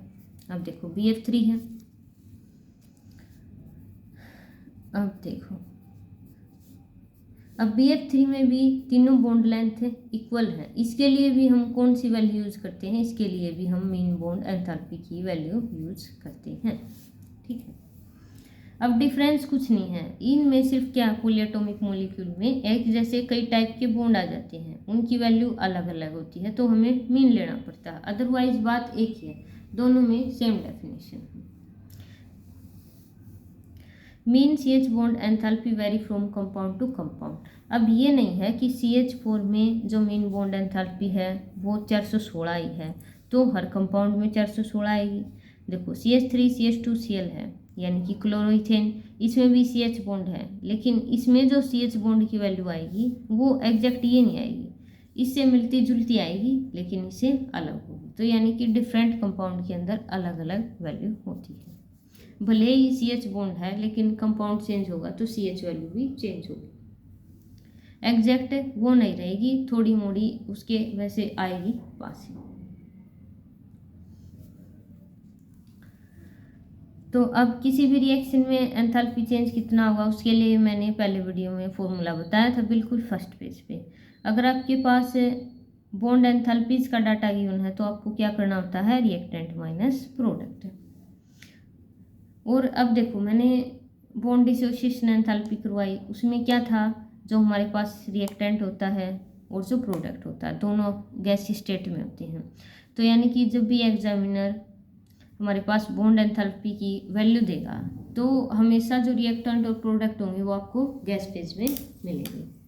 तो जब भी बॉन्ड एंथैल्पी का डाटा गिवन होगा तो आपको एंथैल्पी चेंज निकालने के लिए रिएक्टेंट माइनस प्रोडक्ट करना होगा, और जितने भी सब्सटेंस होंगे वो अपने गैसियस फॉर्म में मिलेंगे। तो ये था भाई बॉन्ड डिसोसिएशन एंथैल्पी। अब है एंथैल्पी ऑफ सॉल्यूशन, यानी कि देखो सॉल्यूशन के लिए हम SOL लिख देते हैं सबस्क्रिप्ट में। It is the enthalpy change when 1 mole of the substance is dissolved in a specified amount of solvent. यानी कि अब क्या है, हम 1 मोल ऑफ कंपाउंड को डिसॉल्व करेंगे in specific amount of solvent के अंदर। जब जो एंथैल्पी चेंज आएगा उसको बोल देंगे एंथैल्पी ऑफ सॉल्यूशन। अब जो एंथैल्पी ऑफ सॉल्यूशन होती है वो सम होती है लैटिस एनर्जी का एंड हाइड्रेशन एनर्जी का। लैटिस एनर्जी क्या होती है, ये देखो NaCl है, 1 मोल ऑफ आयोनिक कंपाउंड में आयंस को डिसोसिएट करने के लिए जो एनर्जी लगती है उसको बोलते हैं लैटिस एनर्जी। यानी कि NaCl हमारे पास सॉलिड फॉर्म में होता है, ठीक है, ये सोडियम तो कैटायन की फॉर्म में प्रेजेंट है, ये एनायन की फॉर्म में, तो इनके बीच में क्या है, इलेक्ट्रोस्टैटिक इंट्रैक्शन है। तो इस इंट्रैक्शन को ख़त्म करने के लिए और हमें free sodium positive and free Cl minus obtain करने के लिए जो एनर्जी लगती है उसको बोलते हैं लैटिस एनर्जी। ये हमेशा ही एंडोथर्मिक होती है, क्योंकि मतलब सिग्मा बॉन्ड तोड़ना छोटी बात नहीं है, ठीक है, तो उसके लिए एनर्जी लगेगी। तो हमेशा जो लैटिस एनर्जी होती है वो एंडोथर्मिक होती है। अब ये है हाइड्रेशन एनर्जी। हाइड्रेशन एनर्जी क्या है, अब NaCl को हम पानी में डालेंगे, सबसे पहले तो क्या होगा, कैटायन अलग होगा, एनायन अलग होगा, उनको अलग अलग करने के लिए जो एनर्जी लगी वो लगी हमारे पास लैटिस एनर्जी। ठीक है। अब ये पानी में है, अब क्या है, ये सोडियम है, ये वाटर के साथ रिएक्ट करेगा। इसी तरह ये जो एनायन है ये भी वाटर के साथ रिएक्ट करेगा, और जो इन दोनों के इंटरेक्शन से एनर्जी रिलीज होगी वो क्या होगी, हाइड्रेशन एनर्जी रिलीज होगी। अब क्या है, Na पॉजिटिव है, Na पॉजिटिव है, इस पर पॉजिटिव चार्ज है, ये H2O को अट्रैक्ट कर लेगा। देखो ये कोऑर्डिनेशन कंपाउंड बना लेगा, इसकी हाइड्रेशन हो जाएगी। अब सोडियम पॉजिटिव है, इससे 6 वाटर मॉलिक्यूल बाइंड कर जाएंगे ऑक्टाहेड्रल मैनर में। देखो ये ऑक्सीजन अपने लोन पेयर इसके ऑर्बिटल में डाल देगा, ठीक है। तो इसको बोलते हैं एंथैल्पी ऑफ हाइड्रेशन, यानी कि जब आयन वाटर के साथ इंटरेक्ट करता है तो जब जो एनर्जी रिलीज होती है उसको बोलेंगे एंथैल्पी ऑफ हाइड्रेशन। तो ये थी हमारे पास एक्सोथर्मिक, यानी कि एनर्जी रिलीज होगी। इसी तरह Cl- है, Cl- भी क्या करेगा, वाटर के साथ इंटरेक्ट करेगा, तो यहाँ भी अपने पास एनर्जी रिलीज होगी, उसको बोलेंगे हाइड्रेशन। तो जो एंथैल्पी ऑफ सॉल्यूशन होती है वो इन दोनों का सम होगी। तो देखो एक प्रोसेस तो एंडोथर्मिक है, एक प्रोसेस एक्सोथर्मिक है। जिसका भी मैग्नीट्यूड ज़्यादा होगा वही डिसाइड करेगी कि एंथैल्पी ऑफ सॉल्यूशन की वैल्यू क्या होगी। तो देखो ये सॉलिड लिखा है, अब इसके आयंस को अलग करने के लिए एनर्जी लगी लैटिस, ये देखो आयंस अलग हो गए। फिर इन दोनों आयंस ने वाटर के साथ रिएक्ट किया, देखो अब तो ये आयंस गैसियस फेज में प्रेजेंट है, वाटर के साथ रिएक्ट करेंगे तो हम इनके साइड में लिख देंगे एक्वस, यानी कि इन्होंने वाटर के साथ रिएक्शन कर ली है। तो वाटर के साथ रिएक्ट करेंगे तो जो एनर्जी रिलीज होगी वो होगी हाइड्रेशन, ठीक है। अब देखो, अब लैटिस एनर्जी क्या है, एंडोथर्मिक, यानी कि पॉजिटिव का साइन है, और हाइड्रेशन है अपने पास एक्सोथर्मिक। अब जिसका भी मैग्नीट्यूड ज़्यादा होगा, ठीक है, तो वही एंथैल्पी डिसाइड करेगी कि हमारा जो एंथैल्पी चेंज है सॉल्यूशन का वो क्या होगा। अगर लैटिस एनर्जी का मैग्नीट्यूड ज़्यादा, देखो क्या लिखा है, मैग्नीट्यूड की बात चल रही है, ठीक है। अगर लैटिस एनर्जी का मैग्नीट्यूड है 6 और इसका है 5, ठीक है। अब लैटिस एनर्जी मैंने बताया हमेशा प्लस होती है, लेकिन हमें तो सिर्फ मैग्नीट्यूड से मतलब है, ठीक है। लैटिस एनर्जी की वैल्यू है 6 और हाइड्रेशन की है 5, तो कौन जीता, लैटिस एनर्जी जीती, यानी कि वैल्यू हमारी कितनी आएगी, 1 निकल के आएगी। अब लैटिस एनर्जी तो क्या है, पॉजिटिव, यानी कि प्लस का 6 है, और हाइड्रेशन क्या है, माइनस का 5। एंथैल्पी ऑफ सॉल्यूशन क्या होगा, इन दोनों को ऐड करेंगे, क्या निकल के आएगी, +1 यानी कि एंडोथर्मिक रिएक्शन। और एक दूसरा केस क्या होता है कि हाइड्रेशन एनर्जी ज़्यादा हो जाए, यानी कि अब की बार इसकी वैल्यू 6 हो गई और इसकी 5 है, ठीक है। अब हाइड्रेशन तो होता है नेगेटिव और ये होता है पॉजिटिव, ओवरऑल इन दोनों को ऐड करेंगे क्या आएगा, -1 यानी कि एक्सोथर्मिक। तो जिसकी भी वैल्यू ज़्यादा होगी तो वो वाली एंथैल्पी डिसाइड करती है कि आपकी एंथैल्पी ऑफ सॉल्यूशन एक्सोथर्मिक होगा या एंडोथर्मिक होगा, ठीक है। हमने देखा है कि जब हम पानी में सब्सटेंस को गर्म करते हैं, जैसे ये तो बिल्कुल बेसिक है, जब हम पानी में एसिड डालते हैं, ठीक है, तो क्या हो जाता है, बहुत सारी हीट रिलीज होती है, बीकर गर्म हो जाता है। हमने 9th 10th क्लास में पढ़ा है कि कभी भी एसिड में पानी नहीं डालना चाहिए, क्योंकि ये हाईली एक्सोथर्मिक रिएक्शन है, यानी कि जब हम एसिड को डिजोल्व करेंगे वाटर में तो ये हाईली एक्सोथर्मिक रिएक्शन है, ठीक है। ये बोलते हैं कि वाटर में हमें एसिड डालना चाहिए, वो भी बिल्कुल थोड़ा थोड़ा करके, ठीक है, क्योंकि ये हाईली एक्सोथर्मिक रिएक्शन होती है। अब एक्सोथर्मिक रिएक्शन का क्या मतलब है, देखो एक्सोथर्मिक के लिए क्या कंडीशन है, ये कंडीशन है, यानी कि यहाँ हाइड्रेशन एनर्जी ज़्यादा है। जब हम वाटर में HCl डालेंगे, HCl क्या है, एसिड है, ठीक है। जो HCl की जो लैटिस एनर्जी है, यानी कि H पॉजिटिव एंड Cl को अलग करने के लिए एनर्जी लगेगी बिल्कुल थोड़ी ही, लेकिन जब H पॉजिटिव H2O के साथ रिएक्शन करेगा और Cl H2O के साथ रिएक्शन करेगा तो बहुत ज़्यादा एनर्जी रिलीज हो जाएगी, तो हमारा जो बीकर है वो गर्म हो जाएगा, आग भी लग सकती है। तो ये दोनों फैक्टर डिसाइड करते हैं कि जो एंथैल्पी ऑफ सॉल्यूशन है वो एक्सोथर्मिक होगा या एंडोथर्मिक होगा। ठीक है, तो जो भी कंपोनेंट जीतेगा वही डिसाइड करेगा। तो जब हम स्ट्रॉन्ग एसिड है, जैसे चाहे तो HCl को डाल लें वाटर में, चाहे फिर NaOH को डाल दें, तो हमारे पास जो बीकर है वो गर्म हो जाता है, क्योंकि एक्सोथर्मिक रिएक्शन है ये। For most of the ionic compound delta H is endothermic and hence solubility of temperature increase. Most salt in water, अच्छा, for most of the ionic compound delta H is endothermic and hence solubility of most salt in water increase with rise of temperature. जो हमारे ionic compound के salt होते हैं, जैसे NaCl है, NaCl क्या है, आयोनिक कंपाउंड है, साल्ट भी है। ठीक है, जब हम इसको वाटर में डिजोल्व करते हैं तो हमारा जो पानी है वो ठंडा हो जाता है, यानी कि जो मोस्टली साल्ट को घोलने की प्रक्रिया है वो क्या है, एंडोथर्मिक है। एंडोथर्मिक के केस में क्या होता है कि हमारे वो जो लैटिस एनर्जी है वो ज़्यादा हो जाती है और हाइड्रेशन अपने पास कम हो जाती है।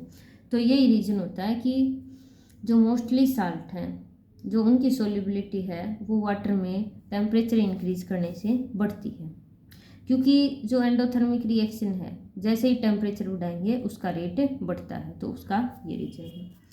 इसी तरह ये है, why do many fluorides tend to be less soluble than the corresponding fluorides. यह भाई यहाँ है क्लोराइड्स, क्लोराइड है ये। ठीक है, तो जो फ्लोराइड्स हैं वो तो लेस स्टेबल होते हैं और क्लोराइड ज़्यादा स्टेबल है। उसका क्या रीजन है, उसका है लैटिस एनर्जी। जो फ्लोराइड्स का जो साल्ट है उसको डिसोसिएट करने में ज़्यादा लैटिस एनर्जी लगेगी, तो वो डिजोल्व नहीं होगा।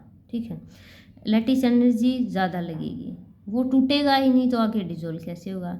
और एक हमारे पास क्लोराइड है, क्लोराइड में क्या है, Cl का साइज बड़ा है, बॉन्ड वीक है। तो जो NaCl है, जैसे NaCl डिजोल्व तो हो जाता है, थोड़ा ही डिजोल्व होता है, तो Na और Cl के बॉन्ड में जो Na और Cl का बॉन्ड है वो वीक है। वीक है तो लैटिस एनर्जी की वैल्यू कम, तो ये थोड़ा स्लाइटली सोल्यूबल होता है इन केस ऑफ। अब ये मैंने लिख रखे हैं, कुछ साल्ट हैं, कुछ एसिड हैं, कुछ बेस हैं, कि किसके केस में रिएक्शन एक्सोथर्मिक है, किसके केस में एंडोथर्मिक रिएक्शन है। तो भाई ये टॉपिक आपका जो सॉल्यूशन वाला चैप्टर है उसमें भी होता है कि कुछ सोल्यूट के केस में तो एंथैल्पी ऑफ सॉल्यूशन है वो एक्सोथर्मिक है, कुछ के केस में एंडोथर्मिक है। फिर टेम्परेचर इंक्रीज या फिर डिक्रीज करेंगे तो क्या इफेक्ट आएगा। अब देखो, कॉपर सल्फेट है, NH3 है, NaOH है, HCl है एंड कैल्शियम क्लोराइड। जब हम इनको वाटर में डालेंगे तो हमारे पास जो रिएक्शन होगी वो एक्सोथर्मिक होगी, बीकर गर्म हो जाएगा। ऐसा क्यों होगा, क्योंकि एक्सोथर्मिक रिएक्शन है। एक्सोथर्मिक रिएक्शन कब थी, यानी कि जब हाइड्रेशन एनर्जी ज़्यादा होगी लैटिस से।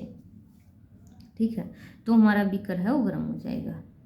अब है NaCl, ammonium nitrate, AgCl, potassium nitrate. जब हम इन सब्सटेंस को किस में डालेंगे, वाटर में, तो हमारी रिएक्शन होगी एंडोथर्मिक, बीकर हो जाएगा ठंडा। तो ऐसे पता चलता है कि कौन सी रिएक्शन एक्सोथर्मिक है, कौन सी एंडोथर्मिक है।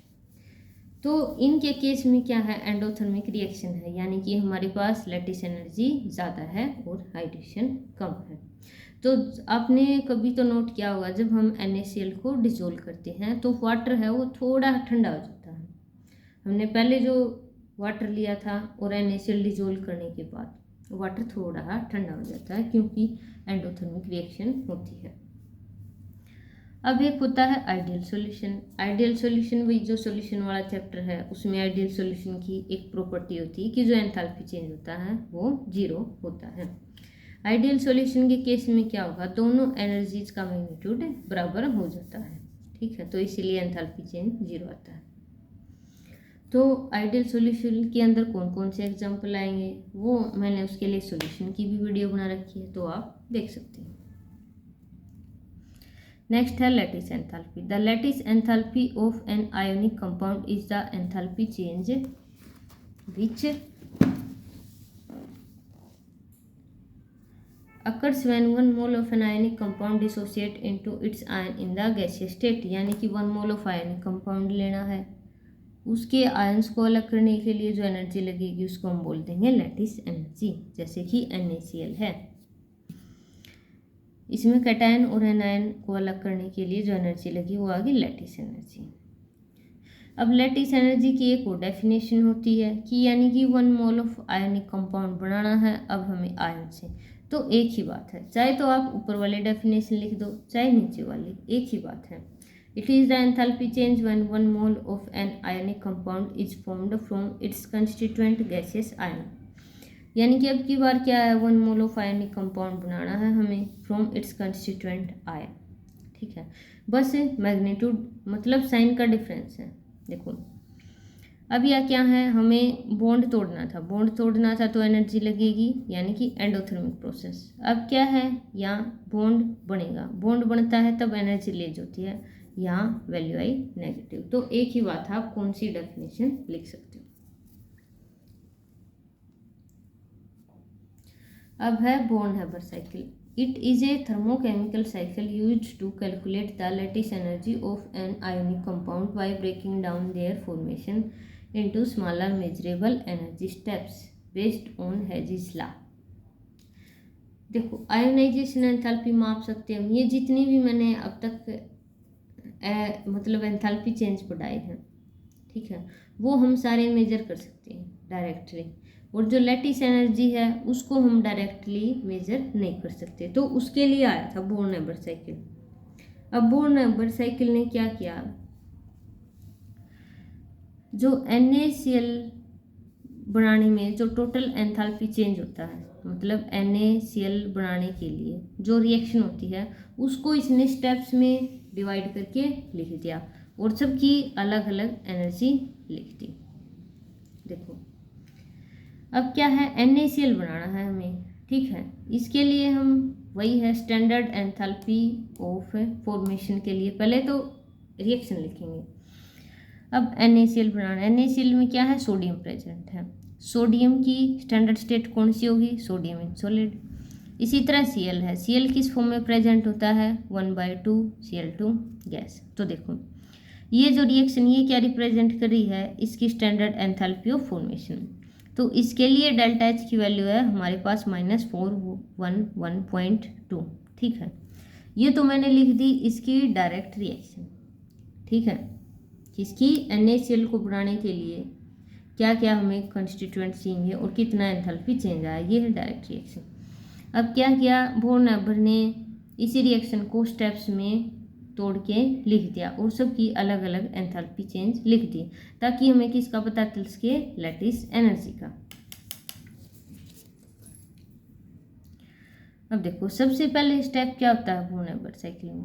अब देखो यहाँ तो सोडियम किस में प्रेजेंट है, यहाँ तो ये कैटायन फॉर्म में प्रेजेंट है, और पहले तो ये सोडियम फ्री नहीं होगा, पहली बात तो ये इसका मेटालिक लैटिस में प्रेजेंट होगा, तो मेटालिक लैटिस से हमें सिर्फ एक सोडियम चाहिए, उसके लिए कौन सी एंथैल्पी लगेगी, नहीं सॉरी भाई, पहले तो इसको हमें या तो आप सब्लिमेशन बोल लो या फिर एटोमाइजेशन, मैंने बताया था। देखो सोडियम के केस में क्या था, एटोमाइजेशन एंड सब्लिमेशन एक ही बात था। अब सोडियम किस में प्रेजेंट है, मेटल लैटिस में प्रेजेंट है, हमें सिर्फ सोडियम का एक एटम चाहिए, तो एंथैल्पी ऑफ एटोमाइजेशन हो गया या फिर आपको सब्लिमेशन, मैंने आपको बता दिया एक ही बात है। अब हमारे पास अकेला सोडियम एटम आ गया, ठीक है, अब ये तो सोडियम एटम आया है, हमें तो क्या चाहिए, इसकी कैटायनिक फॉर्म चाहिए, यानी कि इसमें से एक इलेक्ट्रॉन निकालेंगे तो हमें इसका आयनाइजेशन करवाना पड़ेगा। तो अब क्या करवा दिया, सोडियम का आयनाइजेशन, जो एनर्जी लगी वो एंथैल्पी चेंज ऑफ आयनाइजेशन, इसकी वैल्यू है ये, ठीक है। अब है ये अपने पास बन गया कैटायन। अब बात आई Cl की, देखो अब Cl कैसे प्रेजेंट है, एनायन में प्रेजेंट है, लेकिन Cl रूम टेम्परेचर पर कैसे एग्जिस्ट करता है, Cl2 फॉर्म में एग्जिस्ट करता है ना, Cl2 फॉर्म में एग्जिस्ट, और हमें सिर्फ एक Cl चाहिए, पहले तो हमें यहाँ से एक Cl एटम चाहिए, तो इसके लिए कौन सी एनर्जी लगेगी, इसके लिए बॉन्ड डिसोसिएशन एंथैल्पी लगेगी, ठीक है। तो ये देखो इस स्टेप में क्या है, ये पूरा Cl2 मॉलिक्यूल था। अब क्या है, इसके बीच में हमने बॉन्ड तोड़ दिया तो कौन सी एनर्जी लगी, बॉन्ड डिसोसिएशन एंथैल्पी, उसकी वैल्यू है इतनी। ठीक है, अब ये Cl आ गया, यानी कि एक Cl एटम आ गया, लेकिन ये तो एनायनिक फॉर्म में प्रेजेंट है। एनायन में कब कन्वर्ट होगा, जब हम इसको इलेक्ट्रॉन देंगे। तो हम इसको एक इलेक्ट्रॉन दे देंगे, जब ये एक इलेक्ट्रॉन लेगा तो एंथैल्पी चेंज आएगा, उसको हम क्या बोलेंगे, उसको हम बोलेंगे इलेक्ट्रॉन गेन एंथैल्पी। जब भी कोई आइसोलेटेड गैसियस एटम एक इलेक्ट्रॉन एक्सेप्ट करता है तो जो एंथैल्पी चेंज होता है उसको बोलते हैं हम इलेक्ट्रॉन गेन एंथैल्पी। अब देखो Cl है, अब जब ये एक इलेक्ट्रॉन लेगा और एनायन में कन्वर्ट होगा तो जो एंथैल्पी का चेंज आया उसको लिख दिया -348.6 से। ठीक है, अब क्या, अब हमारे पास कैटायन भी आ गया है, अब हमारे पास एनायन भी आ गया है। ठीक है, क्या NaCl बन गया, NaCl तो नहीं बना। अब ये दोनों कैटायन एंड एनायन अभी तो दूर दूर प्रेजेंट हैं, पास भी तो लाने पड़ेंगे तभी तो बॉन्ड बनेगा। अब देखो मैंने लैटिस एंथैल्पी पढ़ाई थी ऊपर, अब इसमें क्या था, 1 मोल ऑफ आयनिक कंपाउंड बनेगा from its constituent gaseous ion. ठीक है, अब हमारे पास कैटायन एनायन आ गए, अब दोनों को हमने एक बीकर में डाल दिया। अब क्या है, Na और Cl के बीच में बॉन्ड बनेगा। ठीक है, तो जब जो बॉन्ड बनेगा, जो एनर्जी चेंज आएगा उसको हम बोल देंगे लैटिस एनर्जी। तो ये देखो दोनों कंबाइन होंगे, एनर्जी रिलीज होगी और NaCl बन जाएगा। अब देखो ये मैंने क्या लिख दिया, ये है अपने पास सिंगल स्टेप रिएक्शन, यानी कि इसकी फॉर्मेशन को मैंने एक स्टेप में लिख सकता था, मतलब एक स्टेप में लिखा था। ठीक है, अगर मैं इन सारे स्टेप को ऐड कर दूं तो मेरे को यही रिएक्शन मिलेगी ना। तो मैंने नेक्स्ट पेज पर क्या कर दिया, और ये जो एंथैल्पी चेंज आया था ये इन सब के सम के बराबर होगा, यानी कि इस एनर्जी को, इस एनर्जी को, इसको जब इन सब को ऐड कर दूंगी तो मेरे को ये वैल्यू मिलेगी। देखो ये क्या है, ये एंथैल्पी चेंज आया है NaCl बनने में, बात तो एक ही है, इसको बस मैंने स्टेप्स में तोड़ दिया, हर स्टेप की अलग अलग वैल्यू लिखती, सबको ऐड करेंगे तो क्या आएगा, ये आएगा। तो नेक्स्ट पेज पे वही मैंने लिख रखा है। अब देखो ये जो सीक्वेंस है स्टेप्स की, इसको बोल देंगे बॉर्न हैबर साइकिल। अब क्या है, एंथैल्पी चेंज फॉर फॉर्मेशन, मैंने क्या बोला था, सभी स्टेप्स की जब एंथैल्पी चेंज को ऐड कर देंगे तो क्या निकल के आएगा हमारे पास, ये निकल के आएगा। ठीक है, अब हमें इसकी वैल्यू पता है और इन सब की पता है, किसकी निकालनी थी, लैटिस एनर्जी निकालनी थी। बॉर्न हैबर साइकिल बनाया ही इसीलिए था कि हमें लैटिस एनर्जी हम डायरेक्ट कैलकुलेट नहीं कर सकते, बॉर्न हैबर साइकिल से ही हम कैलकुलेट कर सकते हैं। तो इसकी वैल्यू गिवन है, इसकी वैल्यू है, इसकी वैल्यू है, इसकी वैल्यू है, इसकी वैल्यू है, इन सब की वैल्यू रख देंगे तो हमारे पास जो लैटिस एनर्जी निकल के आती है वो आती है हमारे पास 788 किलो जूल पर मोल।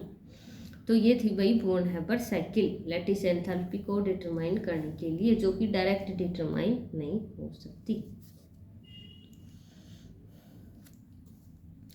अब एंथैल्पी चेंज यानी कि अब हमने तो डेल्टा H तो कैलकुलेट कर लिया है, अब पेपर वाला अगर डेल्टा U कैलकुलेट करवा ले तो हमारे पास ये इक्वेशन होती है, delta U = delta H minus delta NgRT।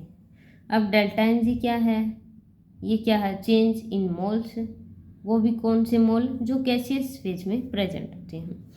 अब देखो प्रोडक्ट की साइड कितने गैसेज के मोल हैं, यहाँ 2 मोल है और यहाँ एक भी नहीं है, तो 2 - 0 2, डेल्टा Ng की वैल्यू आई 2, तो डेल्टा H की वैल्यू रखेंगे, डेल्टा Ng की वैल्यू आ गई 2, R की वैल्यू है, टेम्परेचर 298 केल्विन है, तो हमारे पास जो चेंज इन इंटरनल एनर्जी आया है वो आया है 783 किलो जूल पर मोल। ये इक्वेशन तो वही है, ये अपने पास बहुत इंपॉर्टेंट, हर बार क्वेश्चन आता है, भूलने का नहीं, ऑलवेज याद रखने का। नेक्स्ट है enthalpy of dilution, it is the enthalpy change which occurs when additional solvent is added to a solution at constant pressure.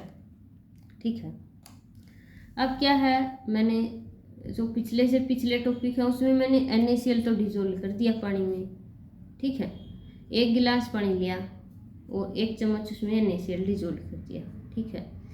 जब जो एंथैल्पी चेंज आया उसको बोल दिया था मैंने एंथैल्पी ऑफ सॉल्यूशन। अब क्या किया मैंने, उसमें और वाटर डाल दिया ऊपर से, यानी कि सॉल्यूशन है उसको और डाइल्यूट कर दिया। जब जो एंथैल्पी चेंज आएगा, पहले जो एंथैल्पी चेंज आया था उसकी वैल्यू कुछ और थी, और बाद में और वाटर डालने के बाद एंथैल्पी चेंज की वैल्यू कुछ और आई, तो उन दोनों का डिफरेंस है उसको हम बोलते हैं एंथैल्पी ऑफ डाइल्यूशन। यानी कि एक्स्ट्रा सॉल्वेंट ऐड करने के बाद जो एंथैल्पी में चेंज आता है उसको बोलते हैं एंथैल्पी ऑफ डाइल्यूशन। अब देखो ये लिख रखा है जैसे, अब क्या मैंने 25 मोल ऑफ वाटर ले लिया, उसमें डाल दिया HCl, एंथैल्पी चेंज आया मेरे पास इतना, ठीक है। अब क्या है, अब मैंने वाटर की अमाउंट बढ़ा दी, यानी कि 15 मोल और ऐड कर दिए वाटर के, फिर जो एंथैल्पी चेंज की वैल्यू आई वो आई इतनी, ठीक है। और जो इन दोनों का डिफरेंस होगा उसको ही हम बोल देंगे enthalpy of dilution.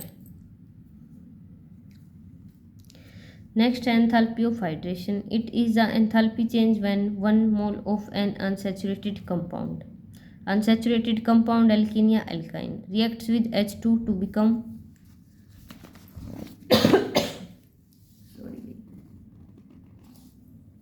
fully saturated।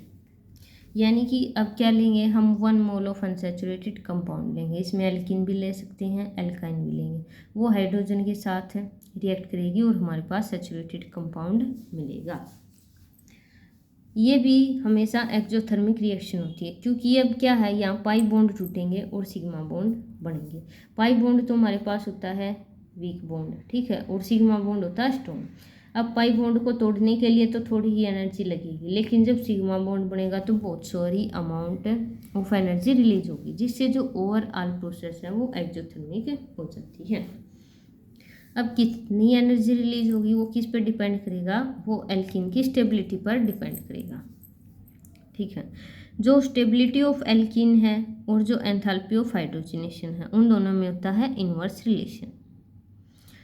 अब देखो हीट ऑफ हाइड्रोजनेशन में क्या है, कोई भी एल्कीन या फिर एल्काइन हाइड्रोजन गैस अपने अंदर ऐड कर लेती है, ठीक है। अब कोई एल्कीन ज़्यादा स्टेबल है, ज़्यादा स्टेबल एल्कीन का क्या मतलब है, वो H2 के साथ रिएक्ट करेगी ही नहीं, उसको H2O की ज़रूरत ही नहीं है, तो एंथैल्पी ऑफ हाइड्रोजनेशन कैसे आएगा। एल्कीन अपने आप में ही इतनी स्टेबल है, उसको किसी और की ज़रूरत ही नहीं है, H2 के साथ रिएक्ट नहीं करेगी, तो एंथैल्पी कहाँ से आएगी, एंथैल्पी नहीं आएगी ना, इसीलिए होता है इनवर्स रिलेशन। यानी कि जो एल्कीन जितनी ज़्यादा स्टेबल होगी वो H2 के साथ रिएक्ट नहीं करेगी, और जो एंथैल्पी ऑफ हाइड्रोजनेशन है उसकी वैल्यू बहुत कम आएगी, रिएक्ट करेगी तो बहुत कम अमाउंट में करेगी। और एक ऐसी एल्कीन है जो बिल्कुल अनस्टेबल है, अनस्टेबल का क्या मतलब है, उसको दूसरे की ज़रूरत है, किसकी ज़रूरत है, हाइड्रोजन गैस की। हाइड्रोजन गैस के साथ वो जल्दी से कंबाइन कर लेगी, अब जितनी जल्दी कंबाइन करेगी उतनी ही एंथैल्पी ऑफ हाइड्रोजनेशन होगा। More stable alkene have less heat of hydrogenation, तो ये एक ही बात है। अब एल्कीन की स्टेबिलिटी किस पर डिपेंड करती है, अब आपने एक सेटजेफ रूल पढ़ा होगा, जितनी ज़्यादा सब्सटीट्यूटेड एल्कीन होगी उसकी स्टेबिलिटी उतनी ही ज़्यादा होगी। तो अब अपने पास एक तो ये एल्कीन है टेट्रा सब्सटीट्यूटेड, 4 एल्काइल ग्रुप है, ये सबसे ज़्यादा स्टेबल है, तो इसकी सबसे कम हीट ऑफ हाइड्रोजनेशन होगी। उसके बाद है ट्राई सब्सटीट्यूटेड, 3 एल्काइल ग्रुप लगे हुए हैं। उसके बाद है ये तीनों डाई सब्सटीट्यूटेड में भी ये हमारे पास जेमिनल एल्कीन। जेमिनल का क्या मतलब है, दोनों एल्काइल ग्रुप एक कार्बन पर लगे हुए हैं। और ये अपने पास विसिनल एल्कीन, यहाँ दोनों एल्काइल ग्रुप अलग अलग कार्बन पर हैं। तो भाई ये खास बात है ध्यान रखने की, जो जेमिनल एल्कीन है जिसमें दोनों एल्काइल ग्रुप एक ही कार्बन पर होते हैं वो ज़्यादा स्टेबल होती है इन कंपैरिजन टू वो एल्कीन जिसमें दोनों एल्काइल ग्रुप अलग अलग कार्बन पर होते हैं। तो ये तीनों एल्कीन है, ये जेमिनल है, ये अपने पास क्या है, ट्रांसफॉर्म है, और ये है सिसफॉर्म। ट्रांस और सिस का तो लगभग सबको पता होता है कि ट्रांसफॉर्म ज़्यादा स्टेबल होती है और फिर सिस होती है। और लेकिन जो जेमिनल है वो इन दोनों से ज़्यादा स्टेबल होती है। तो ये है अपने पास डाई सब्स्टिट्यूटेड। उसके बाद है मोनो सब्स्टिट्यूटेड एल्कीन, यानी कि एक एल्काइल ग्रुप है। उसके बाद क्या है, इथीन। इथीन पे तो कुछ भी एक भी एल्काइल ग्रुप नहीं है तो जो इथीन है वो सबसे कम स्टेबल है, तो इसकी हीट ऑफ हाइड्रोजनेशन सबसे ज़्यादा है। और ये टेट्रा सब्स्टिट्यूटेड एल्कीन सबसे ज़्यादा स्टेबल, इसकी हीट ऑफ हाइड्रोजनेशन सबसे कम। तो ये ध्यान रखना भाई, किसका क्या ऑर्डर आएगा। अब देखो, जैसे ये क्या है, ये है अपने पास इथीन। देखो इथीन लिस्ट स्टेबल है, यानी कि इसको किसी दूसरे बंदे की रिक्वायरमेंट है, तो ये क्या करेगी, हाइड्रोजन के साथ बहुत जल्दी कंबाइन करेगी, एल्केन बनाएगी, और जो हाइड्रोजनेशन में जो वैल्यू आएगी वो बहुत ज़्यादा आएगी और नेगेटिव आएगी, क्योंकि सिग्मा बॉन्ड बन रहे हैं। और एक है अपने पास ये बेंजीन। बेंजीन रूम टेम्परेचर पर कैसे एग्जिस्ट करता है, लिक्विड फॉर्म में। बेंजीन में क्या है, हाइड्रोजन 3 H2 हैं, C6H12। अब उसके बाद ये क्या बना लेगा, देखो बेंजीन भी क्या है, एक प्रकार का अनसैचुरेटेड कंपाउंड है। क्या ये हाइड्रोजन एक्सेप्ट करेगा, नहीं करेगा। देखो रिएक्ट तो कर लेगा, लेकिन बिल्कुल विग्रस कंडीशन पे करेगा, हाई टेम्परेचर होगा और हाई प्रेशर होगा। तो इसमें भी जो हाइड्रोजनेशन की जो वैल्यू आएगी वो बहुत ही कम आएगी, क्योंकि बेंजीन अपने आप में एक एरोमेटिक कंपाउंड है। अगर ये हाइड्रोजन एक्सेप्ट करता है तो ये इसकी एरोमेटिसिटी लूज हो जाती है। तो ये हाइड्रोजन को एक्सेप्ट तो कर लेता है, लेकिन हाई टेम्परेचर हाई प्रेशर पे और हीट ऑफ हाइड्रोजनेशन इतनी ज़्यादा नहीं होती। तो बात क्या थी इसमें, एंथैल्पी ऑफ हाइड्रोजनेशन में हमें 1 मोल ऑफ एल्कीन या फिर एल्काइन लेना होता है, उसकी H2 के साथ रिएक्शन करवानी होती है। तो भाई क्वेश्चन आता है कि मतलब रिएक्शन दे देगा, ये रिएक्शन कौन सी है। ठीक है, आपका एक PYQ आया हुआ है, नेक्स्ट वीडियो में करवाऊंगी मैं, आप उसमें देखना। नेक्स्ट है enthalpy of neutralization. Enthalpy of neutralization है तो नीचे लिखेंगे NEUT। अब जो भी एंथैल्पी चेंज आता है उसको हम सबस्क्रिप्ट में लिखते हैं, मतलब छोटी फॉर्म में। पूरा ये नहीं है कि न्यूट्रलाइजेशन लिख दिया, नहीं। तो it is the heat released when 1 gram equivalent of an acid और 1 mole of H positive is neutralized by 1 gram equivalent of base और 1 mole of OH-2 from 1 mole of water. तो न्यूट्रलाइजेशन में क्या है, हमें 1 मोल ऑफ H पॉजिटिव लेना है and 1 mole of OH minus लेना है। ठीक है, उन दोनों में रिएक्शन होगी, वाटर मॉलिक्यूल बनाएंगे, तो जो एनर्जी रिलीज होगी वो क्या होगी, एंथैल्पी ऑफ न्यूट्रलाइजेशन। या तो आप 1 मोल ऑफ H पॉजिटिव की बात कर लो या फिर 1 इक्विवेलेंट ऑफ एन एसिड, एक ही बात है। अब देखो, अब हमें ये इक्वेशन होती है हमारे पास, नॉर्मेलिटी क्या होती है, N फैक्टर इंटू मोलरिटी। इसने किसकी बात कही है, इसको हम बोलते हैं इक्विवेलेंट, यानी कि कितने ग्राम इक्विवेलेंट है। जैसे हमारे पास HCl है, अब इसकी कंसंट्रेशन है 1 मोल। ठीक है, इसकी कंसंट्रेशन ले ली हमने 1 मोल पर लीटर। अब इसमें से कितने H पॉजिटिव आएंगे, H पॉजिटिव भी कितने आएंगे, 1 मोल H पॉजिटिव आएगा। ठीक है, अब एक ले लिया H2SO4। H2SO4 में हमने अब H2SO4 का भी हमने 1 मोल ले लिया। ठीक है, अब 1 मोल H2SO4 का लिया है, लेकिन इसमें से H पॉजिटिव कितने आएंगे, 2 मोल आएंगे। 2 मोल क्यों आएंगे, क्योंकि इसमें 2 हाइड्रोजन प्रेजेंट है। अब ये जो डेफिनेशन में क्या लिखा होता है कि हमें सिर्फ 1 मोल ऑफ H पॉजिटिव लेना है। ठीक है, हमें ये नहीं लिखना कि 1 मोल ऑफ एसिड। अब देखो, अब मैंने ये लिख दिया कि 1 मोल ऑफ एसिड रिएक्ट करेगा 1 मोल ऑफ बेस के साथ। अगर मैंने ये वाला एसिड ले लिया, अब यहाँ तो 2 मोल ऑफ H पॉजिटिव हो गए, और ये डेफिनेशन क्या कहती है, हमें तो 1 मोल ऑफ H पॉजिटिव लेना है।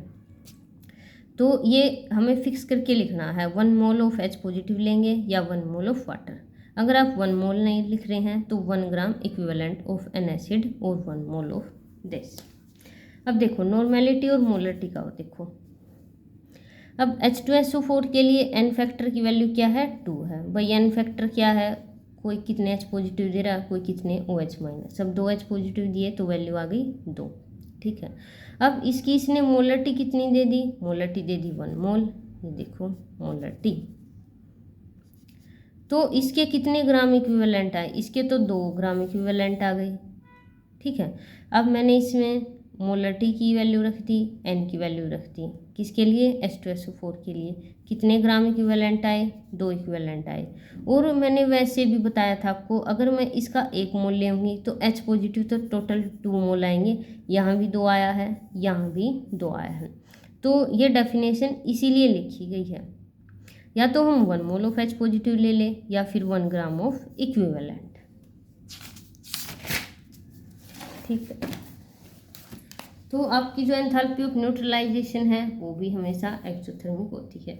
जब strong acid and strong base combine करते हैं तो जो एनर्जी रिलीज होती है वो हमारे पास 57.1 से लेकर 57.3 के बीच में रिलीज होती है।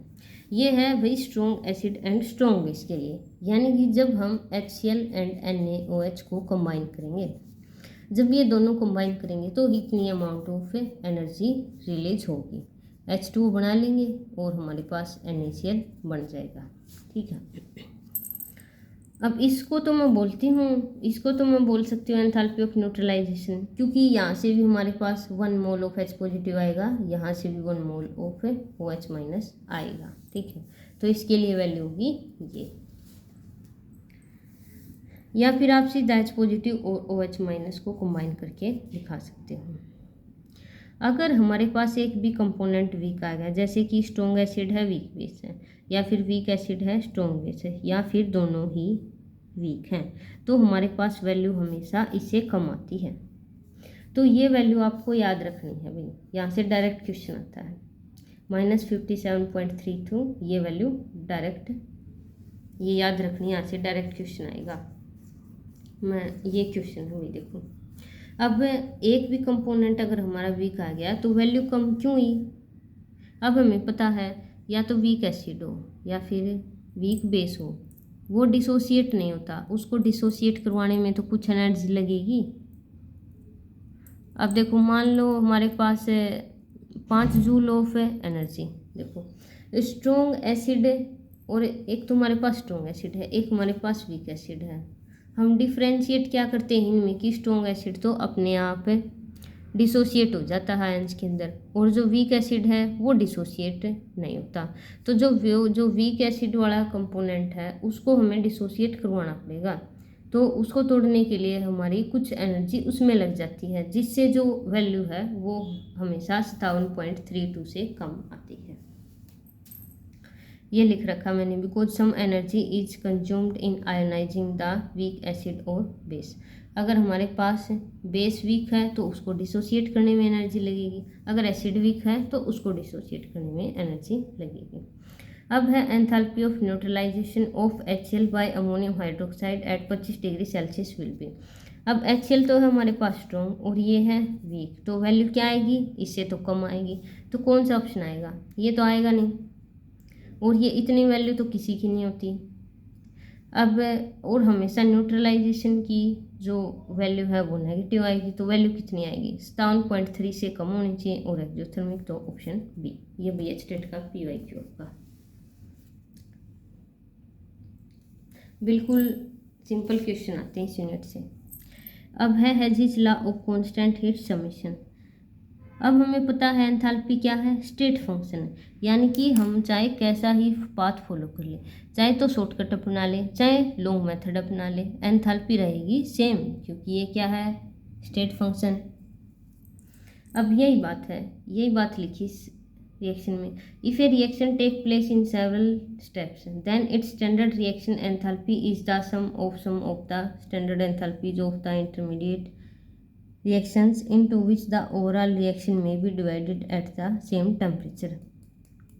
या तो हम जैसे मैंने NaCl का बताया था, NaCl को हम चाहे तो एक स्टेप में लिख दें चाहे फिर अलग अलग स्टेप में लिख दें, जो एंथैल्पी चेंज आया था फॉर्मेशन का NaCl के वो तो सेम ही था। यही बात हेजिज लॉ बताता है।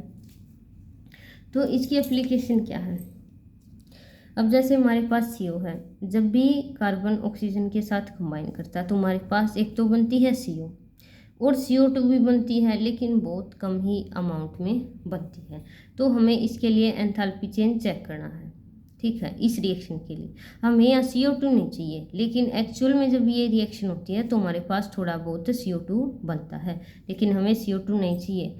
तो हमने और जुगाड़ लगाया इसका डेल्टा H कैलकुलेट करने के लिए। वो जुगाड़ दिया किसने? हेजिसला ने। अब हमने क्या करवाया, ग्रेफाइट की रिएक्शन करवाई ऑक्सीजन के साथ, ठीक है। यहाँ तो हमने आधा मोल लिया था इसीलिए CO बना, यहाँ पूरा मोल ले लिया ऑक्सीजन का तो CO2 बन गया, इसके लिए एंथैल्पी चेंज आया इतना। अब फिर क्या करवाई मैंने, CO की फिर से रिएक्शन करवाई, आधे मोल के साथ बन गया CO2, तो इसके लिए एंथैल्पी चेंज आया इतना, ठीक है। ये दो रिएक्शन करवाई, इनका तो एंथैल्पी चेंज हमें पता था, इसका पता नहीं था, तो इसका पता करना है हमें। अब हम इन दोनों इक्वेशन को ऐसे रीअरेंज करते हैं कि हमें ये इक्वेशन मिल जाए, ठीक है। अब ये जो कार्बन ग्रेफाइट है ये हमें किस साइड चाहिए, ये हमें चाहिए लेफ्ट साइड, तो इस इक्वेशन को तो हम रखेंगे एज इट इज, ठीक है।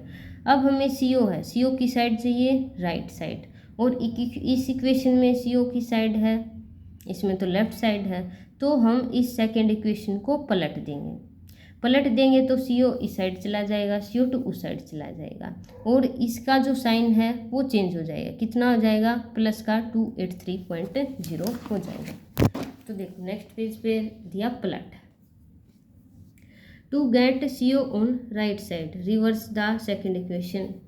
तो दोनों इक्वेशन इस तरह रीअरेंज करनी थी कि हमें जो ऊपर वाली रिएक्शन है वो मिल जाए। अब दोनों रिएक्शन ऐड कर दी हैं तो दोनों की एंथैल्पी भी ऐड करनी पड़ेगी।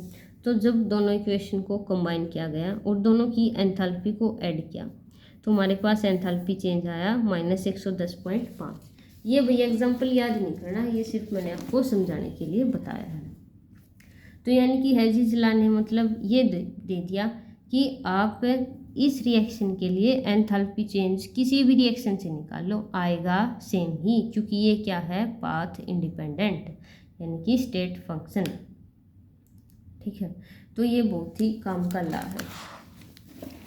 अब ये है इसका जनरल फॉर्म, देखो जैसे A to B कन्वर्ट करना है, ठीक है। या तो आप इसको एक ही स्टेप में कन्वर्ट कर लो, एंथैल्पी चेंज आया ये, या फिर आप A को B में कन्वर्ट कर लो 3 स्टेप के अंदर। अब इन तीनों को ऐड करोगे तो एंथैल्पी चेंज सेम आएगा, तो यानी कि ये एंथैल्पी चेंज और इन तीनों का सम सेम आएगा। तो भाई ये हमारा थर्मोकेमिस्ट्री वाला चैप्टर पूरा होता हुआ। नेक्स्ट वीडियो में हम करेंगे HDET के PYQ। वीडियो अच्छी लगी हो तो लाइक करना। Thank you.